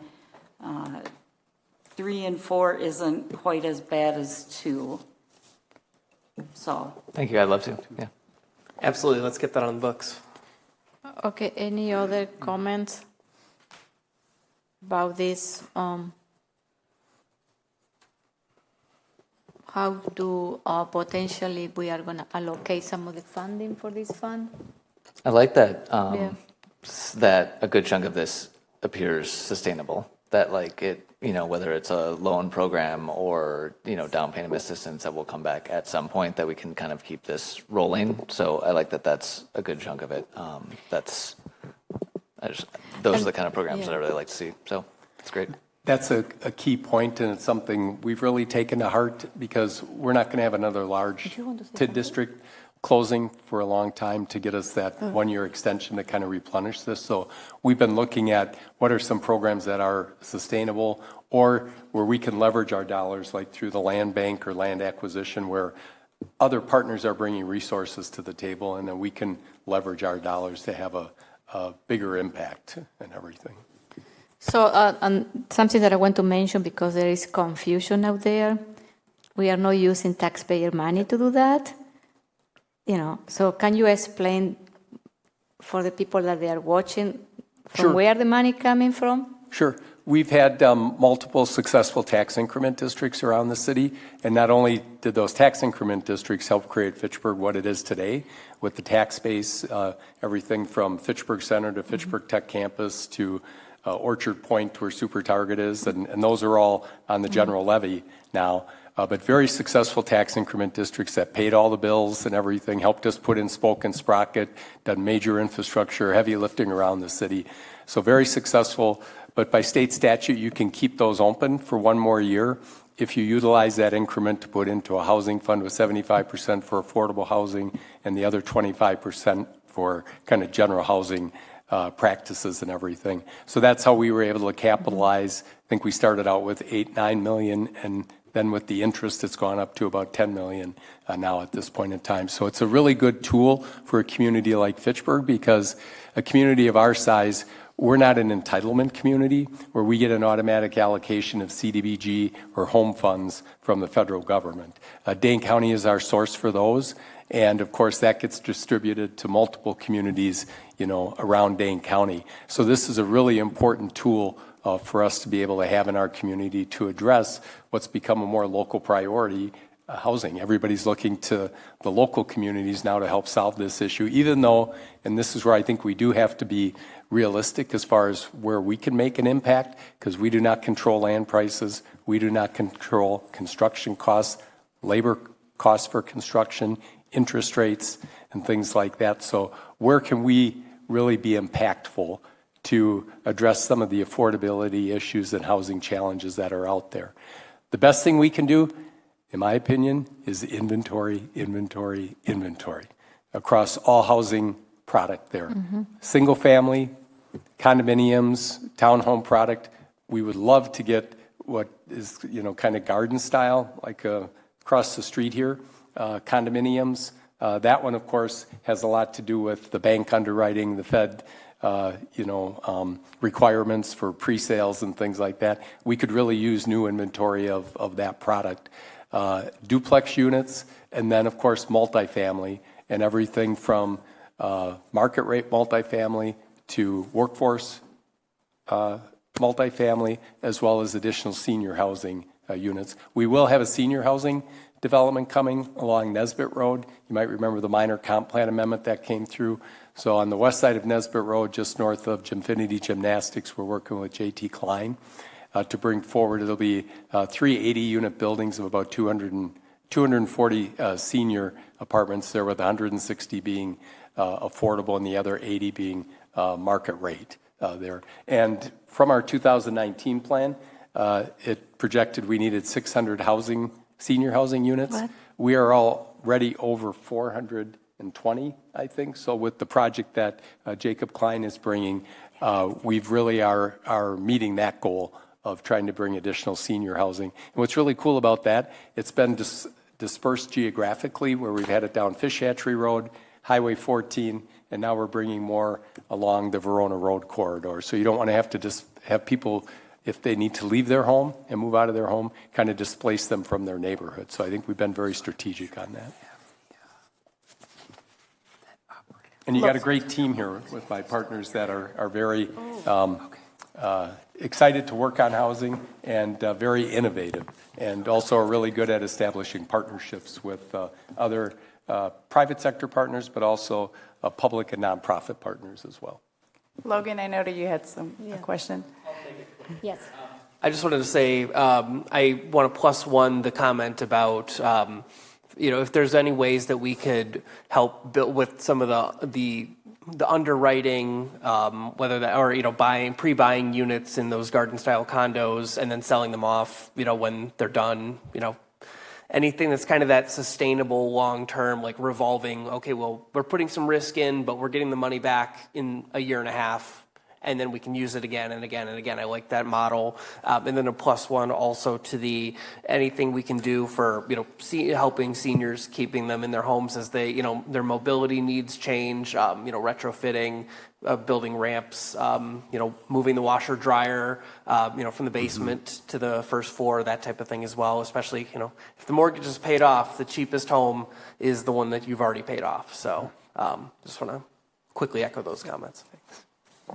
I'm just going to make one comment about Dave's district, District 1. There's a lot of apartment buildings over there that are actually condos that investors have bought and are renting them out, that we lost that market. And I would love for the city to consider at some point buying some of those apartment buildings and bringing them back to, you know, a garden style affordable unit for your teachers, your firefighters, because I think there's a demand for that. I know years ago when I worked in the town of Madison, we worked with Habitat on a 32 unit building that they had purchased and converted them to condominium units. So that's another affordable thing. So we have a lot of different challenges, and because we've been here a long time, we have probably a lot of institutional knowledge that. But we do have a housing plan, a consultant that's going to be looking at all the different types of housing stock, and then we'll bring a proposal to us in later this year. So, and I've seen that housing plan that we proposed, start looking at what other things we can change in our zoning, like accessory dwelling units. It could be allowed, because this is another way that we can create, bring that density in the infill, and also protect our farmland,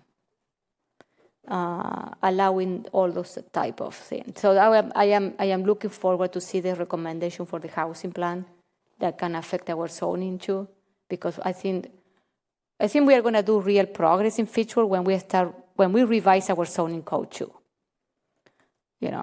So this is something else that I am looking forward to that. But I think having this plan here is kind of like we start having our housing kit tool, you know what I mean? Like what are the things that Fitchburg is doing for housing? So all of you can enumerate and say, we are doing this, you know what I mean? So we have something, I think that I feel more happy. I feel happier now that we have this in writing. We have a plan, an initiative. This is what I call our housing initiative. And I think that, this is great, So I want to say thank you to you and your team for, putting the hours, a lot of hours, and come up with this plan. So thank you. Gabriela. I just wanted to echo that. Thank you all for your great work. Just this meeting alone tonight, I think, just demonstrates how much has happened in housing in the last 6 months. But I know you all have been working on this for a long, long time, a lot more before that. But it just feels like we're gaining momentum in a way. And so thank you for all the hard work you're putting in. Excited to keep the conversation going. And I think this is a great starting point.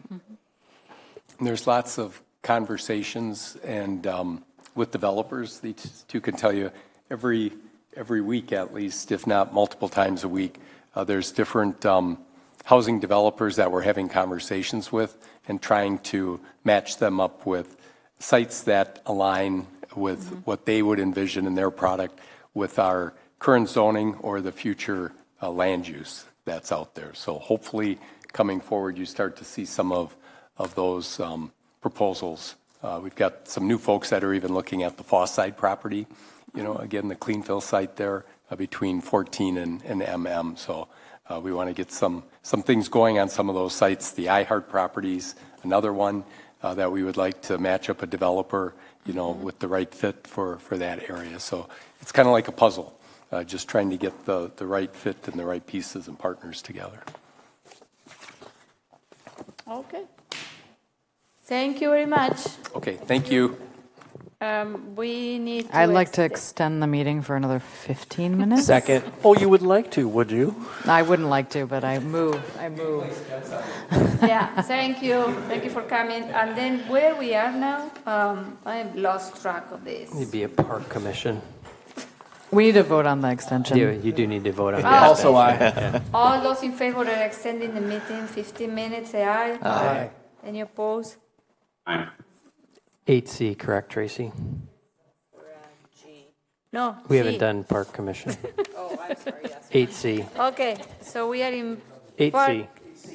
AC Park Commission. The only thing I have to report is we're slowly working towards getting the Friends of the Park, Friends of Fitchburg Parks established. Oh, really? We're continuing to work on it, yeah. It's a lot of paperwork, but yeah, here in the next 2 months, I How expect many we'll have a people ton. do you have involved in that project? Do you know? We have 5 board members. Oh, okay. We have five board members that we need to get started.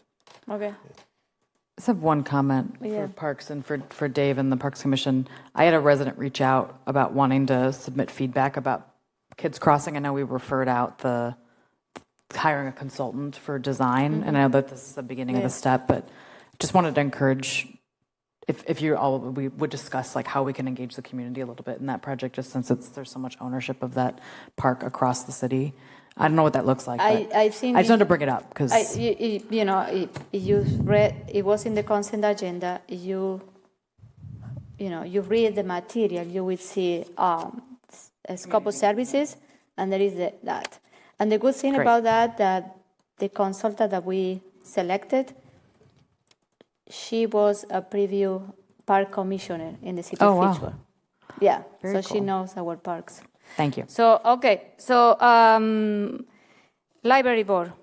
Two quick things. When we met on June 18th, we had a presentation about the Dane County Library Service reimbursement formula. A couple things to note here is that our reimbursement from the county has dropped, partially due to the town of Madison absorption, which those residents that are now in Fitchburg now pay through their Fitchburg property taxes versus kind of pass through via the county. We're also seeing a lot of Fitchburg residents utilizing other libraries, especially Oregon and Verona, which when there's an imbalance, when there's more Fitchburg people going to Verona than there are Verona people coming to Fitchburg, we have to pay Verona some money for the difference. So if all things are the same and it's all, you know, you could check out the same books and have them shipped to the Fitchburg library, I would encourage you to use the Fitchburg Library. It's something that everyone can do to help us all with our financial situation. The last thing is that the Friends of the Library book sale is starting on June 26th, runs through the 28th. I'm told that a record number of books will be available, so good thing to check out. Okay, thank you. Commission on Aging Well, Donald is not here. RCC, do you have anything else to add? Just that on Thursday, June 17th, we had our event at the Fitchburg Public Library on composting. Rick Eilertson spoke on home composting. Sam Warden, who spoke tonight from Sustain Dane, talked about the program at the farmers markets. And then Robert Paisley of Groundswell or Farm spoke about composting at the farm. About 24 people showed up, roughly. It was a good event. Okay, thank you. TTC. We met June 12th. A couple of takeaways from there was that, as we heard with the change order for Cyene Road, there was a period of several weeks where very little work was getting done. So phase 3, which is from Clayton to McCoy, and that kind of the swooping curve that'll now be a T interchange, or intersection rather, expected completion date is now sometime in the end of September or possibly into October. Phase 2 was also delayed. That's Clayton south to about Nannyberry Park, looking at about September 26th in there. We also had some discussion about the reroute of Route D2 bus line that was kind of driven by some changes in Verona. We asked Ross to meet with Metro to come up with some other alternatives that preserve some of the service for our existing senior living and apartments along that Fitch-Rona and Nesbitt corridor, as well as the proposed affordable senior housing on Nesbitt as well. And that's something we've gotten several emails about, I know. So we've asked Ross to communicate our concerns and find a better solution. Thank you. Sida. Joe. Our next meeting is this Thursday. Okay, thank you.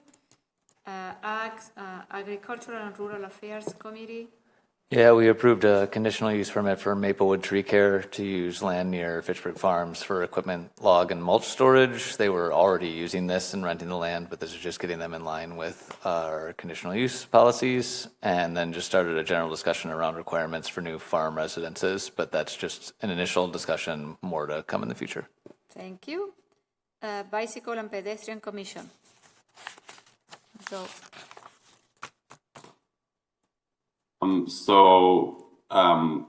Myself and a couple members of Bike Fitchburg and the Bike Committee are going to be attending the Governor's Outdoor Recreation Awards, and that'll be this Thursday. Other than that, no update. thank you. EMS, Nicole is not here for the update. HNI, who is in HNI? Donna, isn't it? Yes. No report. Housing Advisory Committee. I didn't give you my report last time because I was gone, so I'll just cover our June 9th meeting. We had Dana Sarver from Redevelopment Resources who's doing our housing plan update, just give an update on what they're working on. We talked about the Uptown Hills project, which we just approved that loan for tonight. And then we also discussed the memo that the staff just discussed with us tonight as well, and Laureen summarized some of that conversation and talked about the neighborhood plans. Thanks. Thank you. Thank you. Landmark preservation.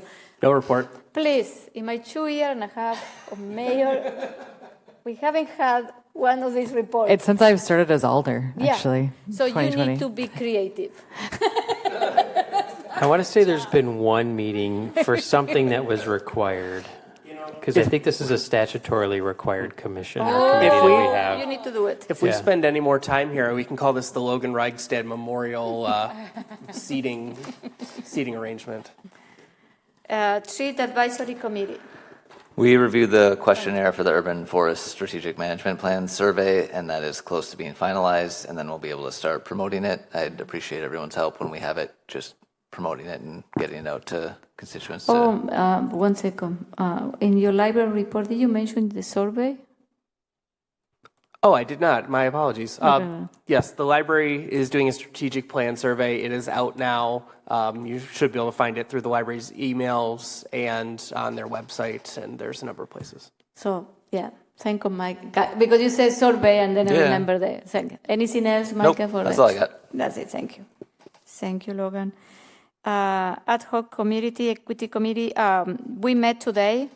We have the ordinance almost ready to go for the creation of this committee. We decided to refer out on July 22nd.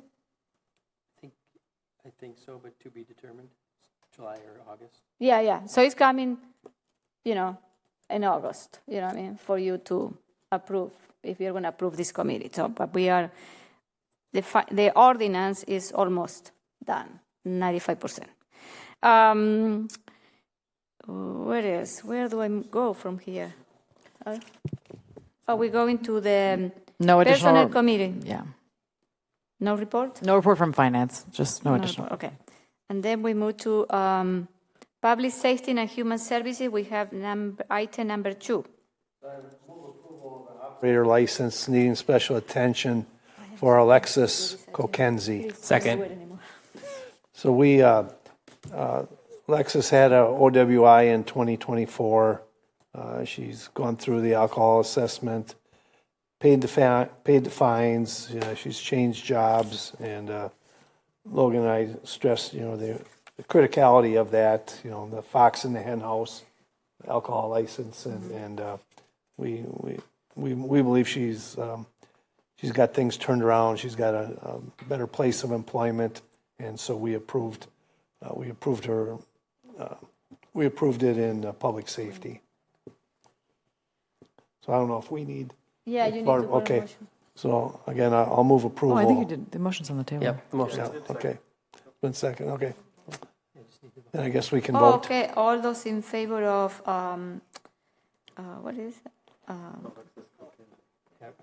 approving the operator license for Alexis Kokenzie? I don't know. Yep. Say aye. Aye. Any opposed? The motion carried. Oh my God. Okay, so we don't have any unfinished business, item 10. And then we're going where? Oh, here. Alder District. Alder District. Okay, so we will start with 4. All right. Between now and July. So June 27th, at 11 a.m., I am having a thing at Seminole Glen Park. So if anyone wants to come meet me, come meet me. July 14th, there is a car seat clinic at the fire station on Lacey Road. It's run by Safe Kids Madison, Amigos and Anzul, and the City of Fitchburg Police and Fire Department. They are specifically targeting Spanish speakers, as there will be multiple resources available in Spanish at this event. It's emphasized that attendees will not be asked for any documentation or identification in getting their car seat and vehicle inspected. And if you are in need of a car seat, you need to make a reservation. So email Safe Kids, or there's a phone number that can be provided. And the day before that, on July 13th, Fitchburg Veterinary Hospital on Nesbitt Road is hosting a dog wash carnival with the proceeds benefiting Dane County Humane Society. I'm done. I have a question. Do you have the flyer for the event? Yes. Can you share with us so we can post in our social medias? Yes, I think I need to find the English one. I have a Spanish one. Okay. So yeah, I'll try and find the English one and I'll send them both. Okay, thank you. Okay, the District 3. All I have to share is that after our last council meeting, a couple days later, I think it was that Friday, Mayor Arata Frada and I continued our quest to welcome our new Fitchburg neighbors, knocking several doors in Terra Vesa and having some more good conversations with our new neighbors, connecting them with the city, and just getting to hear about why they chose Fitchburg as their home. Thank you. D2. There is a listening session on Thursday at City on a Hill Church at 6 p.m. 6:30 p.m. So please join us. 6:30. You'll see me and Bill and the mayor. There's also a ton of events happening in the summer, as you probably know, but the library has like a great calendar of events. Recreation has great calendar of events. Chamber does. I read that there's like a bags, bluegrass, and bourbon and wine event at Quivy's Grove, for example, on June 25th, which I think is tomorrow. Book sale, as Logan mentioned, for June 26th to 28th. There's Kids Fest at the Fitchburg Farmers Market. So I think there's going to be balloon animals and face painting. And then on July 21st is the next concerts at McKee. So check it out. Are, for the Council of McKee and the Farming Market, I am looking for volunteers to be there to provide city information. Is another way that we can do outreach.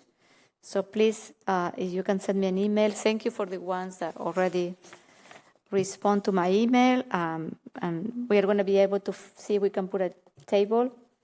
Inquiry is up. Okay, thank you, Chad. Okay. And then District, Bill, do you have anything to add about your event? Yes, on last Saturday, June 14th, we had our Pedal Palooza event, which was a bike rodeo. We had an e-bike show and tell. We had a blender bike. Everybody made smoothies for themselves. We also had a trishaw there, so the tricycle rickshaw, and we got a lovely photo of the mayor with Nicole's daughter. And it was a fundraiser for Cycling Without Age, hoping to raise money to get one of those trishaws, and we were able to raise over $1,200 for that, so that was great. Yeah.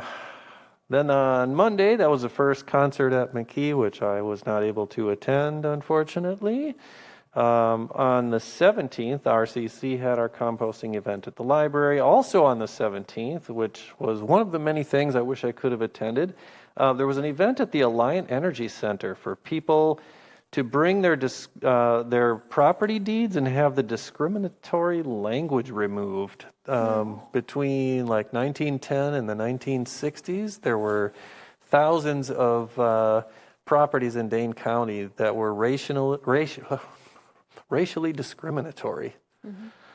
And there's actually an event that's traveling across Dane County libraries. It's called Unjust Deeds that talks about this. So it'll be coming to, I believe, the Sequoia Library, maybe in September is the one next time it's going to be near here. Maybe it'll be even before that in Verona, if you're looking for an opportunity. You can Google Unjust Deeds. Last Thursday was Strawberry Fest at the Farmers Market. I didn't get there until like 4:45, and all the strawberries had sold out. Yeah. And yeah, that's the last thing on my list, except for the listening session on Thursday. Please show up at City on a Hill at 6:30 p.m. Thank you. We have 4 more minutes. I'm Okay. Sorry, Gabriela. Go to Dave and Joe. You have 4 minutes, guys. One thing, our LA Drive Duns Marsh Neighborhood Association's having a community meal on Friday, July 11th. And I wanted to call out, shout out to Ross and Ross for two things. We had a resident, she mentioned that when it rained, where our bike trails, where they cross Seminole Highway, to push the button, there would be a puddle there. Yeah. And so they got on that right away to kind of divert that and change the grading. And the second one was really big. We had a resident, he thought the queuing on at Seminole and McKee was too long. He thought something was wrong with the lights. And, this has gone over for about a year. And I think the county got into it, and there's kind of an automated mode and a sensing mode, and that was not working right for all this time. And so we believe that'll reduce the queues on there in the morning and at night. So thank Ross for both of those things. That's all I had. Okay, thank you. Joe? On the 7th of July, there is going to be a Parks Alive event in Allied Park. It'll be 5 to 7 p.m. Okay, so we are at the end of our meeting.